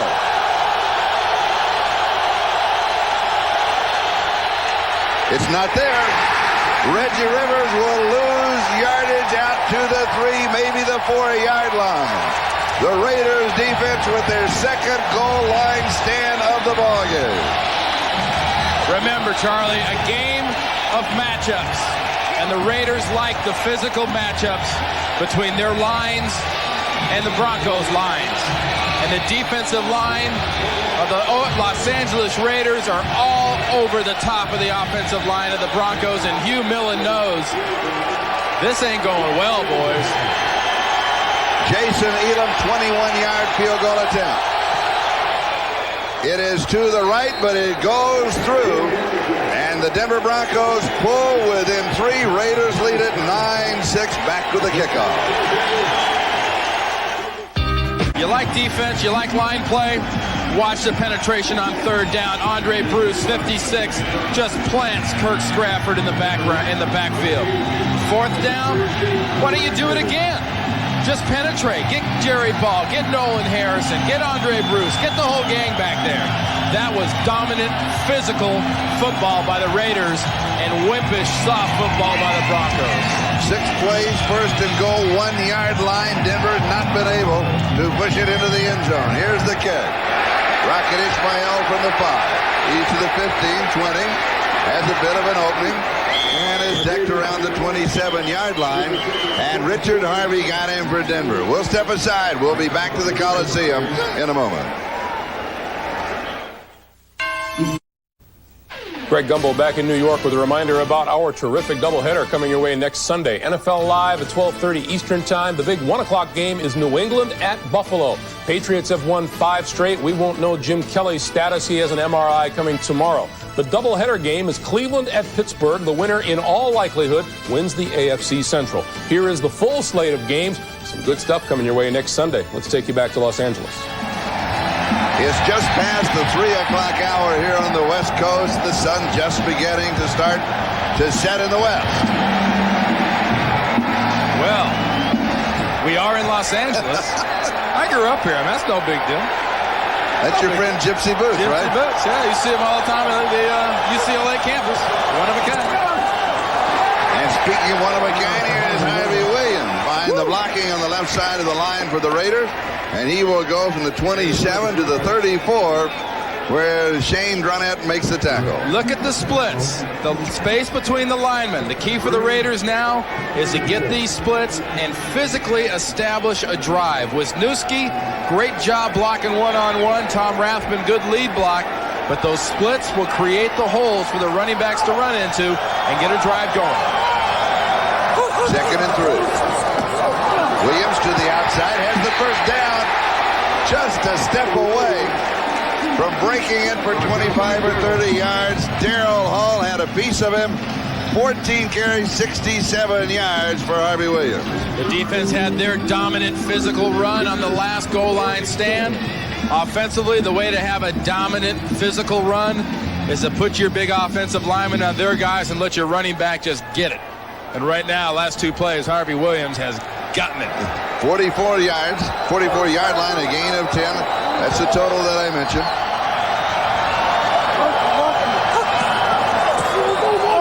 Hostetler, little play action fake. Tim Brown has it, circles inside. 48-yard line of Denver. Darrell Hall again with a tackle. And so the fight continues from the first half. You saw Ben Smith and Tim Brown slugging it out and going at it. Keeps going. Ben Smith playing way off of Tim Brown, and when you play off him, you give him a chance to do what he does best, and that's run with the ball after he catches it. And what has Tim Brown done today? 6 receptions, 73 yards. And and the Raiders go back to the ground. It was 2nd down and 2. Calvin Jones getting the call. You know, we saw the big gaps and everything that happened and the holes that opened up. Watch the defense. Everything moves into the ball on the snap of the ball. Watch them attack with the blitz of the linebackers, the blitz of the safeties. Nothing happens. It doesn't matter how big the splits are when people are slanting and blitzing into them. That's a good counter by Charlie Waters and his defense. 23 seconds left in the third. It is 3rd down and 3.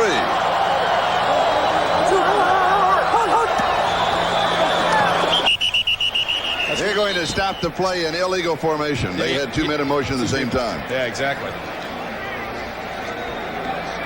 When the first man comes in motion, he has to stop a full second before the second man can Delay go. of game on the offense. 5-yard penalty. 3rd down.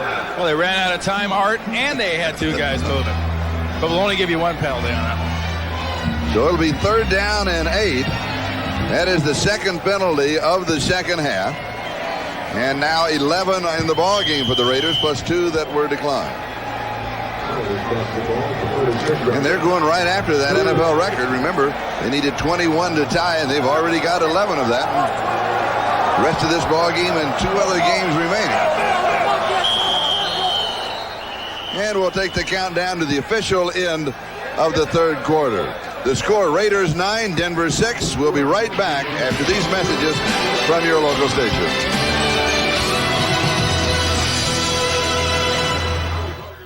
This is Charlie Jones, Randy Cross, Bob Golick. 9-6 Raiders, lead by 3 as we start the 4th quarter. And they face a 3rd down and 8. And Hostetler goes deep down the far side, has a man to flag him. Ishmael got behind Ben Smith. And for the first time today, the Broncos give up that big play they have so far stopped. Tim Brown has 6 catch.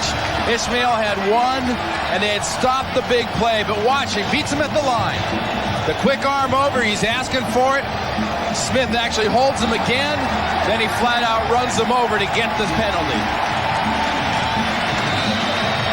Hostetler's reaction, remember that was 3rd down and 8. That turns out to be a 42-yard penalty.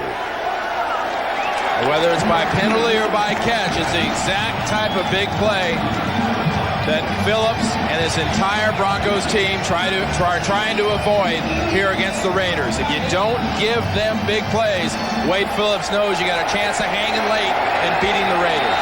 12-yard line, 1st down. Can the Denver Broncos be as physical as the Raiders in goal line and short yardage? Harvey Williams over the top. He's got a couple. They're going to mark it just short of the 9. So it'll be 2nd down and 7. Yeah, we had a chance twice now, Charlie. End of the first half and the last possession by Denver to see the Raiders defense really bowing up and playing strong. The Denver defense is getting a chance to kind of disprove a mismatch because this is one of the matchups that the Raiders like. The physical matchup between the defensive line of the Broncos and their offensive line. 2nd down. Here's Harvey Williams, cuts back, stumbles a bit. He's going to pick up a couple of yards. They're going to mark him down at the 8-yard line. So it'll be 3rd down and 6. As Alexander and Dave Wyman were both there for the Broncos. Harvey Williams is a little disappointed, and you're about to see why. Watch him go with a quick flip, and look at the hole he sees right here. Unfortunately, his brain was about a half a step ahead of his feet, and the feet couldn't hold up because that would have been a touchdown, I think, for the Los Angeles Raiders if he hits that hole as fast as he looked like he was going. And if Denver can hold them here, they would force the Raiders to a field goal. Hostetler scrambles, still on his feet, finally is pulled down. He hung in as long as he could, but that will be the 5th sack of the ball game for the Broncos. And that sack is by his biggest nemesis today from the Broncos defense, Shane Dronette, 99. Watch Dronette goes by him once. He's on the ground. Gets off the ground and gets him. Willie Oshedin, 91, goes over the top, and Dronette gets him again. 4 hurries, 2 knockdowns, 5 sacks, 1 deflection. Field goal attempt now from 30 yards away. So far for Hostetler, no migraines though, Charlie. And this one is good. And the Raiders move on top 12-6. Back to the kickoff. There have been a total of 6. There's got to be a comment on this somewhere. A total of 6 field goals. Yeah, he was one of them. Which one was the troll doll? Is my question.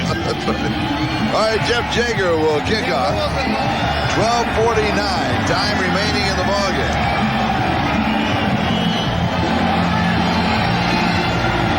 And here is the return for the Broncos as Milburn heads to the far side. Cannot quite get it to the corner. He's down to the 25 and a flag is down.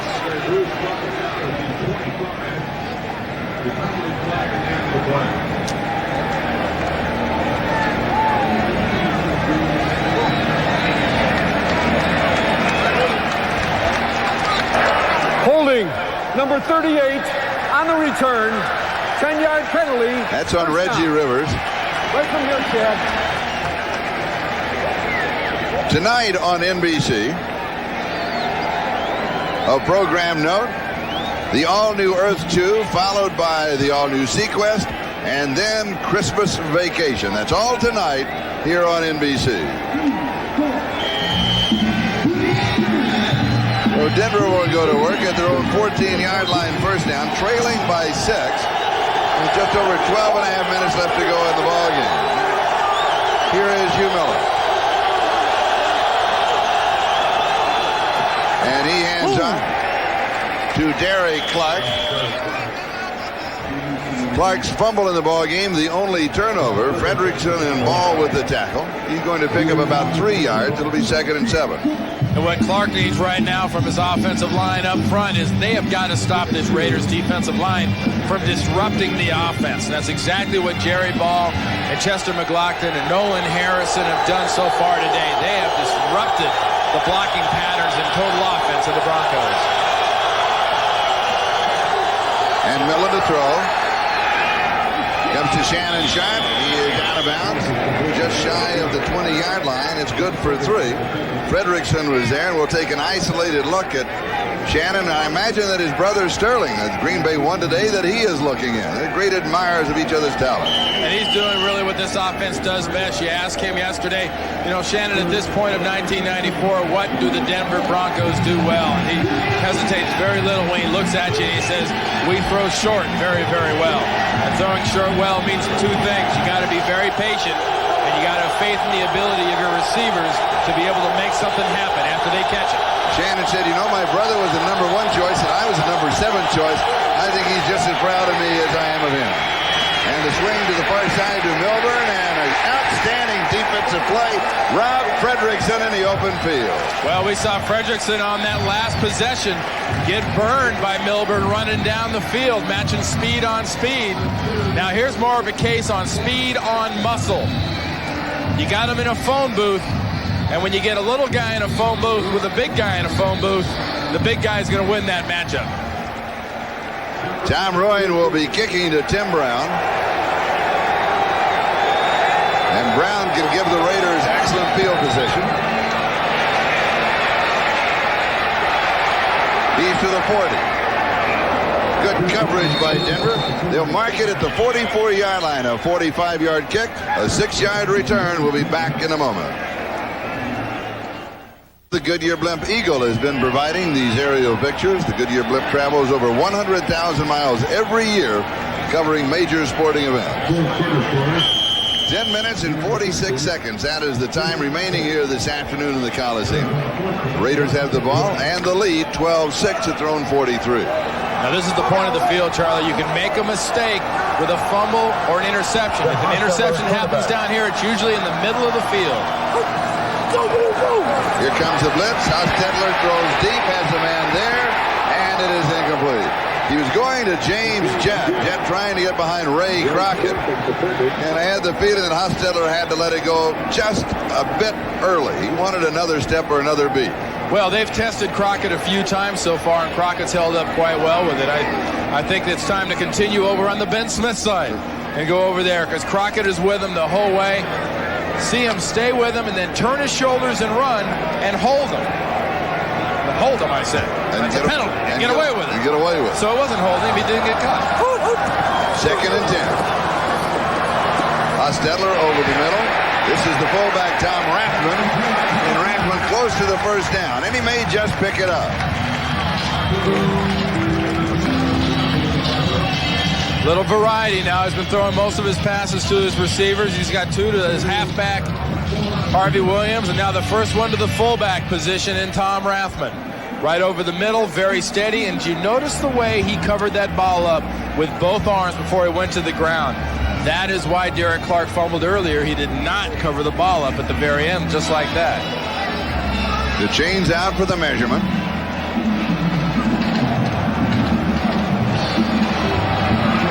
Just a smidgen. So it'll be 3rd down and a smidgen. How many links is a smidgen? 3.5. 3.5? Okay. Somehow I can't picture that man using the word smidgen. You know, Art Shell knows what his offensive line in this situation. You can talk about running backs and whatnot, but he's got a quarterback that's as good as an offensive lineman from an attitude standpoint. And we saw what drive they got on the last time they used that quarterback sneak. Why not use it again? And you saw the time remaining in the ball game, 10 minutes and 22 seconds.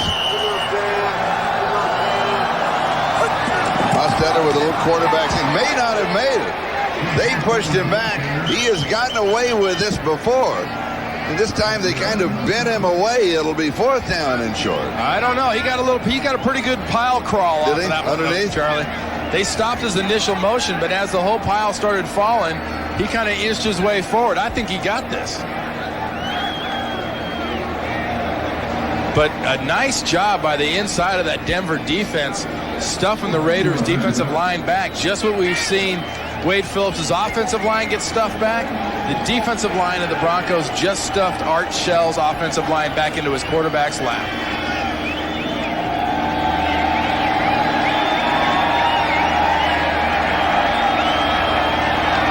I think it's down to a skosh. That's that same smidgen. You go for it here. 4th down. The way your defense is playing, and Jeff Hostetler says, don't even think about sending anybody out here. Wow. I don't think that sends a very good signal to your offense right there. Your defense is playing good. Your offense has done well. Hostetler trying to talk him into going for it. Well, do you say, Coach, we got timeouts. You can change your mind. They couldn't do it twice. One number back to receive. Got it in punt formation, and he may just sit and wait.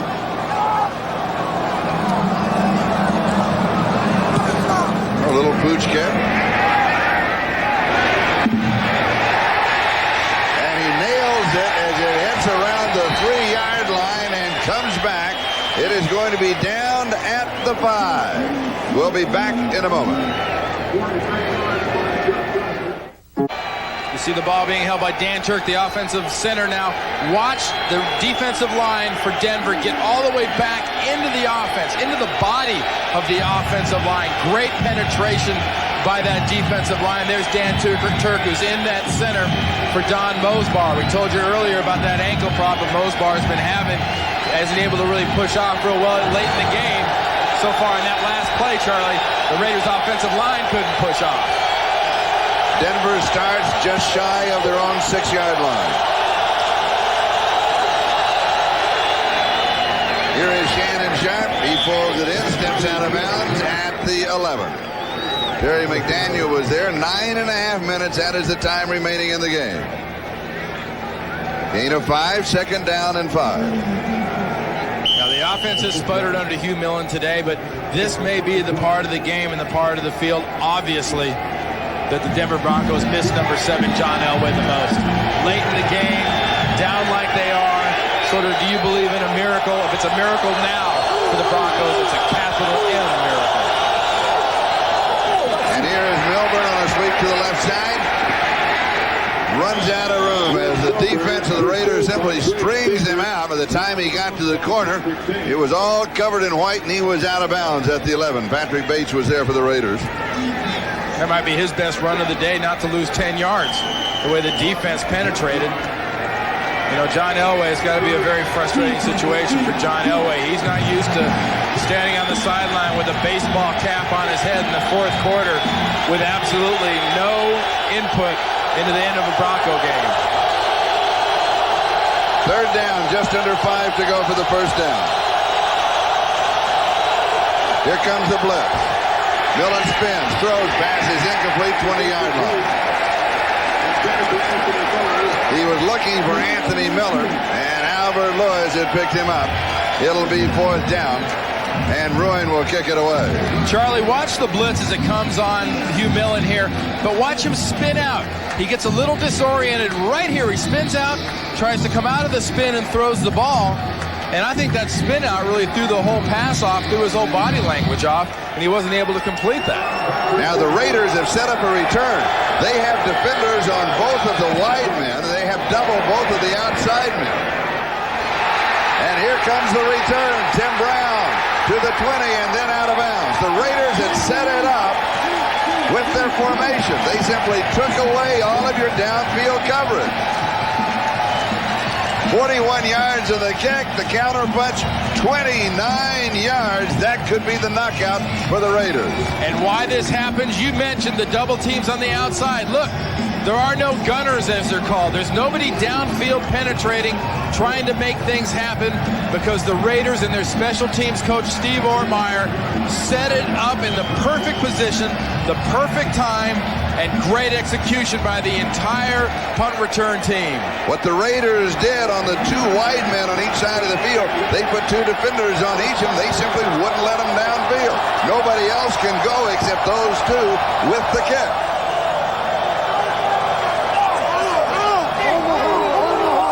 Hostetler audibilizing here, being very careful. He knows he's going to get blitzed. 17-yard line.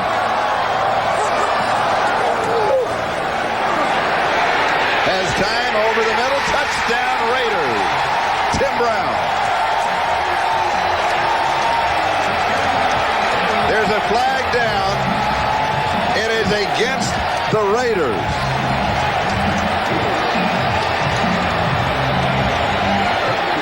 That will nullify the touchdown, their third penalty of the second half. Number 71, offense. 10-yard penalty, first down. Watch the penalty. The penalty's on the left tackle, Gerald Perry, number 71. Right in the middle of your screen, working against Simon Fletcher. Hands go in the shoulders. Oh, yeah. That's holding. You saw him pull the jersey, and he's doing that right in front of Jerry Markbite, the referee, whose job it is to protect the quarterback and keep an eye on any defensive lineman near the quarterback. That was in a very obvious spot, and I don't put that in the category of a smart hold, because he was not in danger of hitting the quarterback. The 12th penalty of the ball game against the Raiders, and remember, they've also declined two. Here's the screen. Behind the screen, the fullback, Tom Rathman. Rathman inside the 20 to the 18-yard line, maybe the 17-yard line. Elijah Alexander with the tackle. I made the point of ball maintenance and the way Tom Rathman holds on to the ball. Watch him do two things. Watch him set up the blocks, get in position, and when he gets in traffic, watch both arms go over the ball.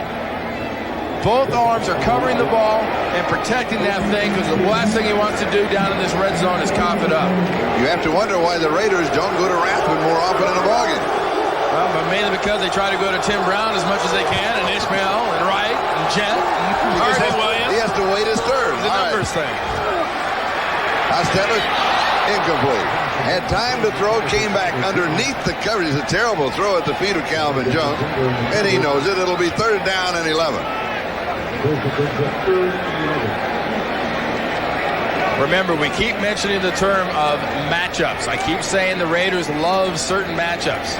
One of the matchups we talked about at the very beginning of this game is the matchup between the corners and the wide receiver. And the corner that's gotten the most attention has been Ben Smith and his matchup with the Raider receiver, specifically Tim Brown. 7.5 minutes left in the ballgame.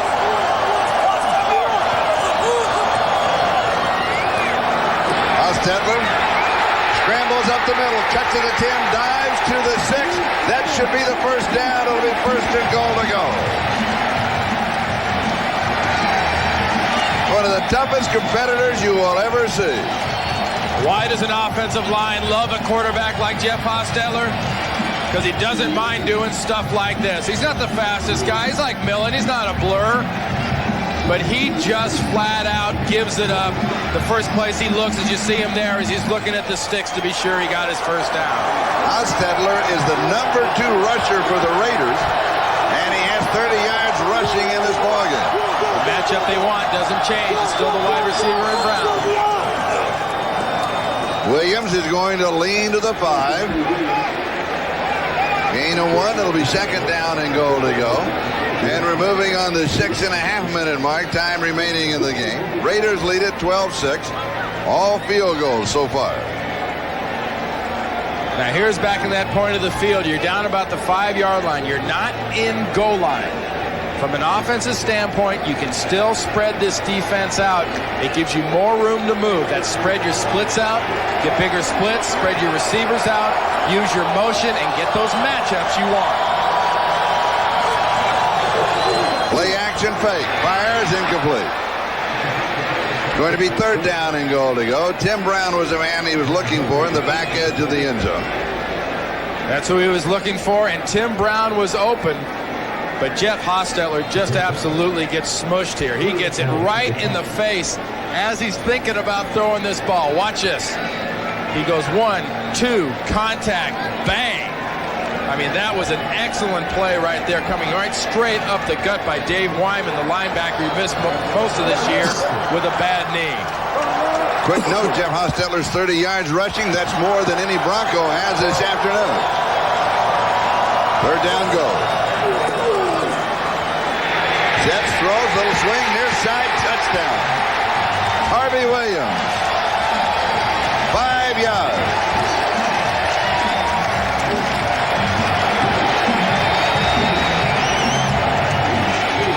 Excellent patience and poise by Art Shell's offense. They're going to go for 2 in this situation, but great poise by Jeff Hostetler in the offense. They got a touchdown. It was called back. They had a holding penalty. They had some negatives. They never stopped moving the ball. They never gave up. They stayed with their plan, and they got the matchup they wanted with Harvey Williams in the flat, and we'll show you how that happened in a little bit. And special teams set it up on the punt when they took away the 2 wide men and gave Tim Brown the area to return. They go for the 2.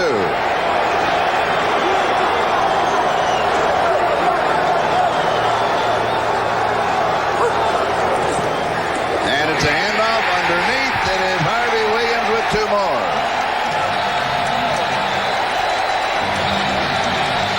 And the Raiders now lead 20-6. Back with the kickoff.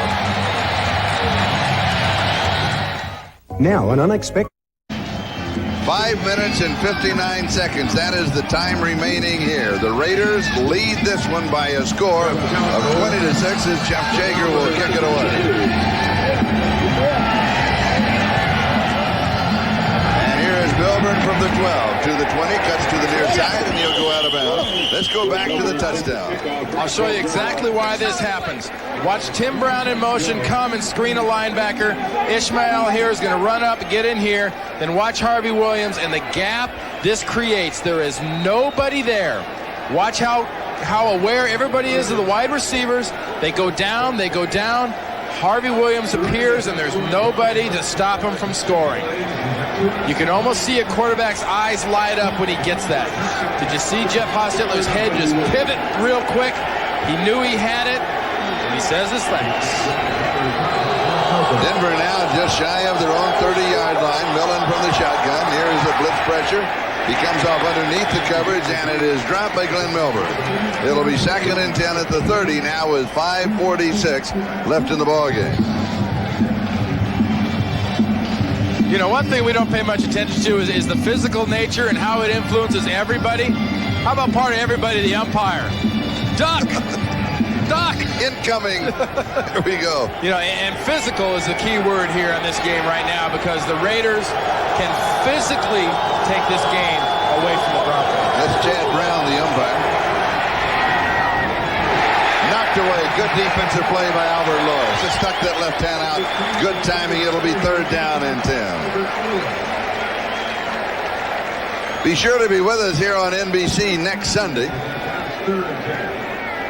New England Buffalo, San Diego at the Jets. San Diego losing today. The Raiders, of course, they'll be able to come within the game of them. The big one, Cleveland and Pittsburgh. Cleveland's record is 10-4. Pittsburgh's record now 11-3. They will be battling for the possibility of home field advantage throughout the playoffs. Big game in Pittsburgh, second half of the doubleheader. This pass is way underthrown to Miller and should have been intercepted by Terry McDaniel. I think his eyes got big and said, oh, wow, now it's my turn. And then he let it get to the ground too soon. Well, he throws the ball like this, does Hugh Millen, because of the pressure on him. He gets pressure right in his face, and you called it perfectly. He just pulls the string and short arms this thing and into the ground. Look at McDaniel. It's like, there's no way I can drop this. No possible way. Oh. Now here's that same formation that the Raiders used earlier on the punt. So they have another return on. And here is the kick. And Tim Brown moves back, takes it at the 24. Better coverage by the Broncos, but he slips a couple. Little inside-out move, and he goes out just shy of the 40-yard line. 47 yards on the kick and a 16-yard return. Yeah, you brought up the point of that Cleveland-Pittsburgh game next week, Charlie. And you know what? The real value and the real importance of that game, I think, to everybody in the American Football Conference is it's a matter of which refrigerator do you have to go play in, you know, during the playoff time. People worry about Buffalo. People that say, well, gee, Buffalo's out of the playoff, at least the championship game can't be up there, have never been in Pittsburgh and Cleveland in mid-January. That is going to be a terrible, terrible influence, I think, on the playoffs. They're both physical defensive teams that run the ball. They play right into that kind of weather. They love that weather. They build their teams for that weather. This is like Giant Stadium, Bill Parcells football all over again. You get the home field, you hit them with the weather, and you beat them with your defense. 5:24 left in the ball game. Raiders with a first down. And there's nothing there for Tom Rathman. So he's going to lose 4 yards back to the 36. And it'll be second down and 14. Dave Wyman, I mentioned, been out most of the year with a bad knee, really starting to play well. That is just a case, if you're a young linebacker out there, that is what they refer to as reading and reacting. Reading the run and reacting to the exact spot where it's going to be. Second down. Hostetler working on the clock. Quick drop, pass is complete. He comes to Alexander Wright. 41-yard line. Clock continues to move. Gain of 5. It'll be third down and 9. The Raiders now with Seattle on the road and Kansas City at home. And with a victory here, will pull within one game of San Diego, losing today. Denver now has to go to San Francisco next Saturday. Kansas City, of course, still in the hunt. They are at Miami on Monday night. And then they have Houston at home and then here at the Raiders. So the Raiders have climbed back into a position where they control their own destiny, and that's what every ball club really wants. They've done it because the offense and Jeff Hostetler don't make many mistakes, and the defense beats up on people. Little swing right side. Rathman, a one-hand grab, pulls it in with his left hand. And he is going to pick up a few yards on the play, but it'll be fourth down. He has about 4 on the play. It's going to be fourth down. They'll be kicking it. Refer to this as a physical challenge. Run as hard as you can to the right. Turn around. I'm going to throw it where you can only get it with one hand. Can you do it? And you wonder why they wear those sticky, kind of tacky surface gloves? That's exactly why you wear those gloves. Jeff Gossett in punt formation for the Raiders. Jeff Gossett will be kicking to Glenn Milburn. And the kick is short, but it's going to take a Raider roll. It will go out of bounds. And they will mark it out at the 15-yard line. All right, Randy, let's take a look at the playoff picture. Well, it's finally starting to kind of sift out here because, you know, these are the people we look at as figured to be in. You've got divisional leaders on the bottom with San Diego and Miami. San Diego not for long, in my opinion. Now, here's the rest of them. Now, the rest of them's gotten a lot shorter, Charlie. The rest of them was about 15 earlier. But right now, here is the rest of them. And you got to look at two teams, in my opinion, that are going to be very pivotal in the playoff stretch. The LA Raiders we're seeing today, and Bill Parcells' New England Patriots. Watch out for Parcells' team. Denver now first down from their own 15-yard line. Millen throws, pass is pulled in. It is complete at the 25-yard line. Cedric Tillman with his first reception of the ball game. Lewis and Anderson with the tackle. And now the hurry-up offense, the ball at the 25-yard line. You can see just under 3.5 minutes time remaining. Millen has protection, crossing pattern deep underneath. Then a fumble, the ball is loose. Raiders pick it up. On the return, here is Donald Frank down the sideline. Hugh Millen forces him out of bounds just inside the 10-yard line, or right at the 10-yard line. But you're seeing a team that is missing its most confident member, and that's John Elway. Late in the game, he makes things happen. Everyone knows he makes things happen. Without Elway, for the Broncos, this thing don't happen. But watch here, Hugh Millen comes across to make the tackle. Right there, pushes him out. And the ball at the 10-yard line. Second turnover of the ball game. Both have been very costly to the Denver Broncos. This was Cedric Tillman. That was another case of ball maintenance, getting in a crowd, getting around defenders, and Cedric Tillman did not get that second hand on the ball and maintain it. And the Raiders at the Denver 10-yard line with a first down. And for the Broncos, they got San Francisco next Saturday. And here's the pitch to Harvey Williams. Williams around the corner, and he will go out at about the 7-yard line. So it will be second down. Darrell Hall took him out of bounds. As we have now 3:12 left in the ballgame, but the Denver Broncos, particularly their defense, they never could get any offense really on track today, but I think the defense knew they had to step it up, and they played as well as they were capable of playing. The two key turnovers, that ends up hurting them in the ballgame. Today, though, the Raiders the better ball club. They really were. I mean, they played the chess match in the first half, Charlie Waters and Wade Phillips did, with the defense changing up man, blitz, and zone. They physically got beaten in the second half.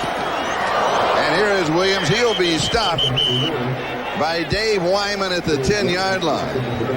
Here's a reminder that following this game on most of these stations, it's an all-new Earth 2, followed by the all-new Sequest, then Chevy Chase Stars and National Lampoon's Christmas Vacation. Viewers on the West Coast will see these shows at their regularly scheduled time. 2:47 and counting. That is the time remaining here. And again, next week, the Raiders at Seattle. They return home on Christmas Eve to host the Kansas City Chiefs. Denver next Saturday at San Francisco. On Christmas Eve, they are home to host the New Orleans Saints. Hostetler goes high and outside. He was throwing this one away. And Hostetler went down. He got hammered by Simon Fletcher just as he was getting ready to release that. You know, Charlie, the AFC might be doing something that we sort of talked about 3 or 4 weeks ago. One thing they really might not want to do, and that's let Jeff Hostetler and these Los Angeles Raiders into the playoff situation. They had him down. They had their chance to put him out. And this is just too talented a football team, especially on defense, to mess with if you get into a single elimination tournament. Jeff Jager trying to make it 5 for 5. And he does. He has hit from 44, 29, 47, 30, and now 28 yards. 5 for 5 on his field goal attempts. And the Raiders move on top by a score of 23-6. And as when we were talking with the Raiders yesterday, all that they said in reality was, get us to the playoffs, then it's a brand new season. And the figure to be in the playoff picture, just as a reminder, and one of them, and you mentioned it, is San Diego. They are losing today to the 49ers. They go to New York to play the Jets, and the Jets may be very upset about their play today. They could well lose that, then they return home to play Pittsburgh. They could lose that. If the Raiders continue on their march, what do you know? They could win the West. But you know, you're talking about here, Charlie, you're talking about taking these guys out, and you're talking about home field advantage. You're talking about the fact that you're going to get to play all the playoff games at your place, and that is huge. We mentioned next Saturday's ball game. The Denver Broncos at the San Francisco 49ers. Will John Elway be able to play?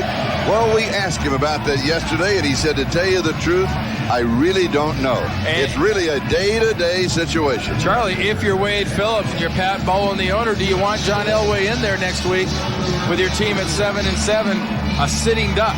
John will not have his mobility back in the next 6 days. That will not happen. And here is the kickoff. And Milburn on the return. And he returns it to the 25-yard line, where Denver will move on offense once again. Raiders 23, Broncos 6. I tell you, in that game that Hugh Millen and the Denver Broncos have coming up next Saturday, if they like the Los Angeles Raiders offense, they're just going to be nuts about San Francisco. At last count, San Francisco was up 31-9 on San Diego, and San Diego's got one of those defenses that's got good team speed.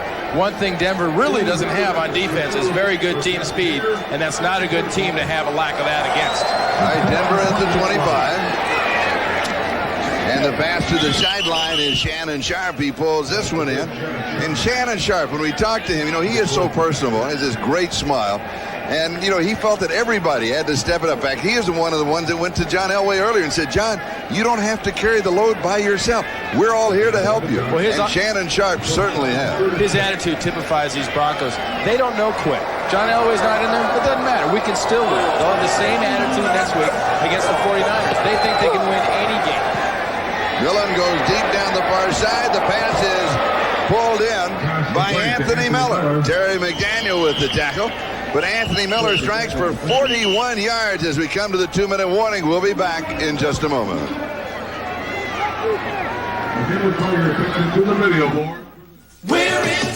Was valuable player Jeff Jager as the winner of today's We Try Harder Award. His 5 field goals, a Raider record today. Avis, the official rental company of the NFL. Millen again looking for Anthony Miller. He slips a couple of tackles. We've got a flag down. He goes out of bounds on the far side. Terry McDaniel.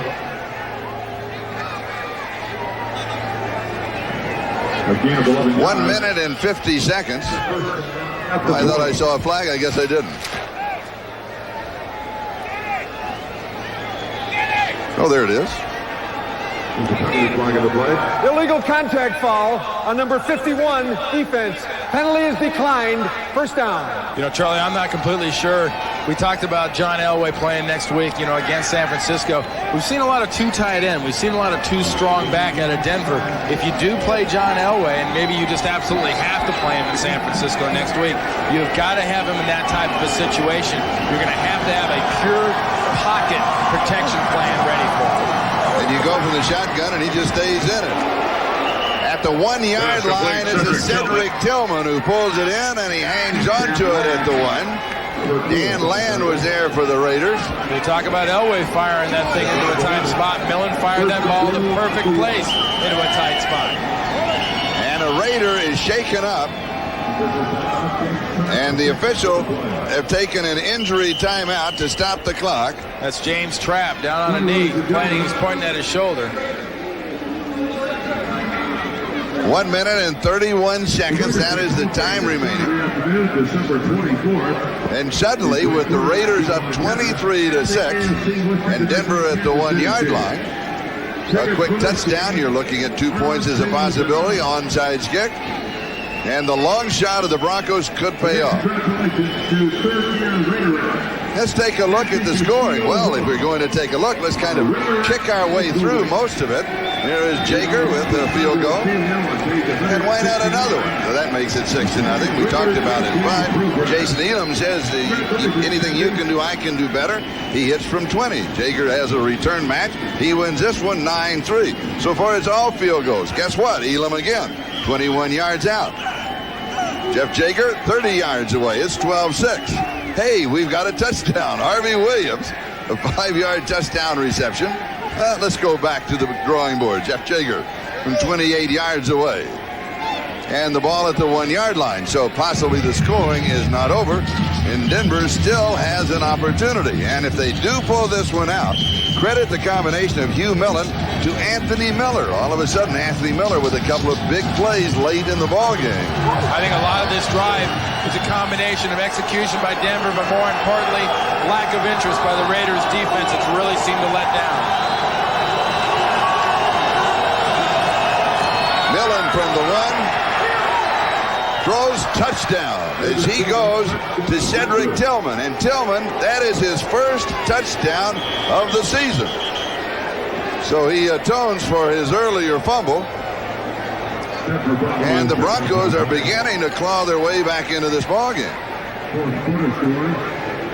23-12. You want to talk about letting down and losing interest. The Raiders defense, no rush, no penetration, and in a zone coverage, no one really keeps track of the receiver running along the back of the end zone, and Tillman's in the perfect spot. Watch this. Beakert's facing up the quarterback. You see Dan Land chasing the receiver, but no one's in a position to challenge that throw. And Shannon Sharp is the injured player. And in addition to the injury, very costly, of course, to the Broncos, it will also cost them their last time out. That's that left knee he was talking about last night. You know, both ankles are hurting him. The left knee came in here, it was hurting him. He's talking about scoping ankles, scoping knees. Watch the top of the screen. Shannon Sharp right there. Leg just locked up. He gets challenged right there by Terry McDaniel, 36, and when he gets challenged by him, the knee just locks. This guy's playing through a lot of pain, a lot of adversity right now. He's been doing it the entire season. And honest with you, he can't wait to get to the end of the year to quit having to take injections in his ankles and knee and whatnot and get to the point where we can clean those things up and get healthy again.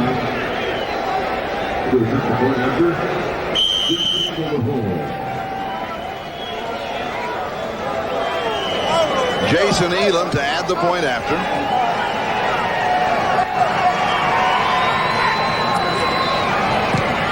And it is good. I'll be honest, I don't know why you just don't go for 2 to pull it into a 9-point game. If you want to play dream and you got 1:26 left, why don't you pull it within a touchdown and a field goal to go ahead?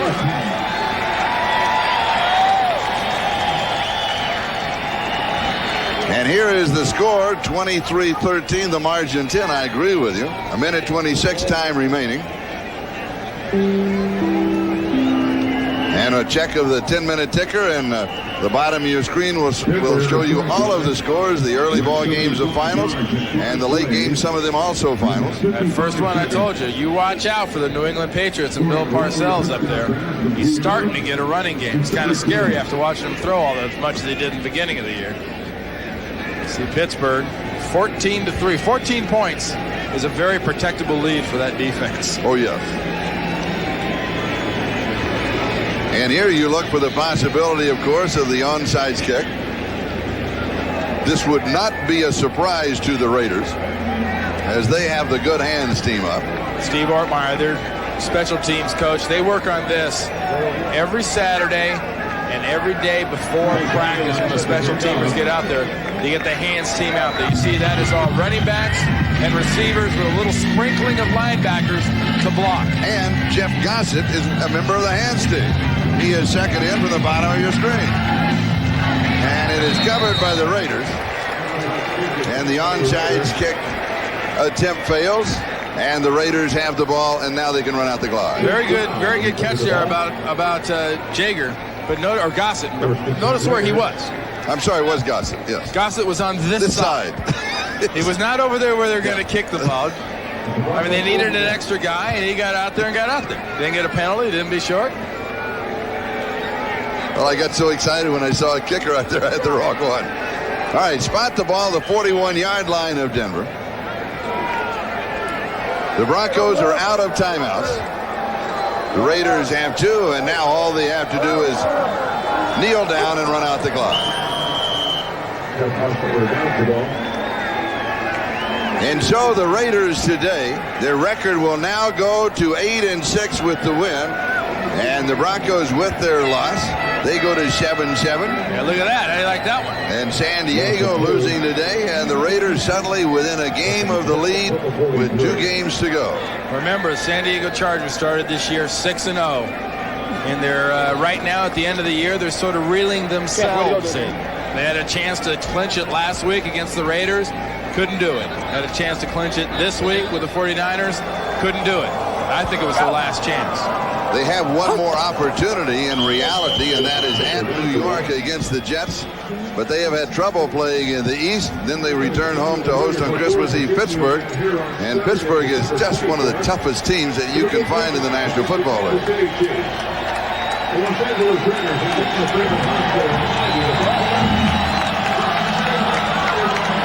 So Hugh Miller starting in place of John Elway. Wade Phillips, head coach of the Denver Broncos, as they come up short, as they battled with Art Shell and the Los Angeles Raiders, and the Raiders win it by a score of 23-13. This is a case, Charlie, with a boxing analogy. I was a boxer and a slugger. They stood toe-to-toe, and when you stand toe-to-toe with a slugger, you're going to get your face whacked a lot, and Denver got whacked a lot. 23-13 Raiders. We'll be back in just a moment.